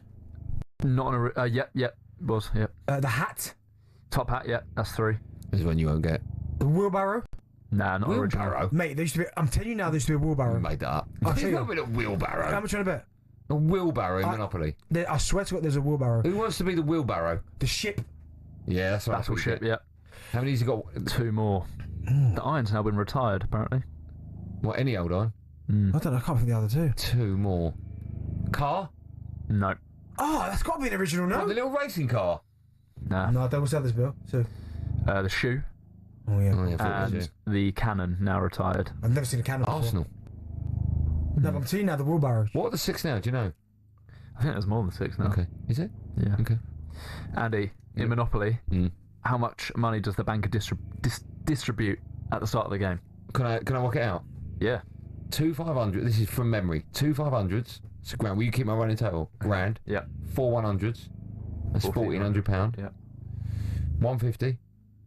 That's 1450. Yeah. 2 20s. 1490. Yeah. 5 10s. Bill just saying, yeah, 15, he has no idea. 1500. Yeah. 1 5. Yeah. And 5 1s. So you're just over 1,500. Yeah. Bang. Apparently it's bang on 1,500 that they. Well, that's what it is, yeah. Yeah. You're wrong. I think I got that right, actually. Go on. The total amount distributed is 20,580. Such a boring stat, Bill. So dull that was. Go on. Benty, minute left. The free parking space is often misunderstood. Oh, great question. According to the official rules, what happens when you land there? Collect money from the centre, roll again, nothing. Well, surely you collect the money from there. That's how I play it. Yeah. That's how everyone plays it, but the official rules say nothing. It's just a square. She's got it! Darren Bent is out! Natalie Sawyer has destroyed Darren! That's amazing. Is she in the building? Is that where you played it? She's over there. That's amazing. That's amazing. Good work. Go on, we've got a minute left. The rest of the questions are just about games in general. I ran out of Monopoly questions. Well, me and Andy just battle out. Who was recently voted the most iconic video game character of all time? Pac-Man. Wrong, he's gone. Karen, give me that thing. No, just guess it. No, don't. Go on, Bill, please. No, guess. No, just guess. Have a guess, and then I'll give you both options. Sonic the Hedgehog. He's one of the options, but he's not right. Okay. Mario. He's another one of the options, but he's not right. Oh, kickboxer fella. No. Kickboxer, what, Van Damme? Something fighter. Street Fighter. There was loads of them. Do you want the answer? Yeah. Lara Croft from Tomb Raider. Oh, rubbish. Yeah, I see one. And all those Should've been hours Trevor from spent GTA, man. in a specialist dart shop getting the set that fell right in his hand means nothing. Oh my God, we've got one question left. What's the best-selling video game console of all time? Sorry. No, wrong. PlayStation. Need more specific. PlayStation 1. PlayStation 2. PlayStation 2 is correct. Thanks, I won. Right, Bill, mate, 160 million. What's wrong? They lose on that. No, they don't. They lose money on that. Don't. Yeah, they lose money on the console and the games they get their money back. They That's don't. a fact. Well, no, but it's not a fact because you Google that. they don't sell games. A lot of them you can download for free. Google that. So there you go. There's your proof. Some of them you can download for free. Thanks for coming in, Billy. Cheers, lads. Just get out now. Yep, we'll do. We will end our show by simply saying thanks for coming in. Come back tomorrow at 4 o'clock. I leave you in the capable hands of the last person on the planet to beat Darren Bent in a world-ranking talkSPORT darts competition. The Destroyer, Natalie Sawyer, up next, live on Drive on talkSPORT. We said everyone be safe. Bring the flame, I'll show you how. Got a question for you, better answer now.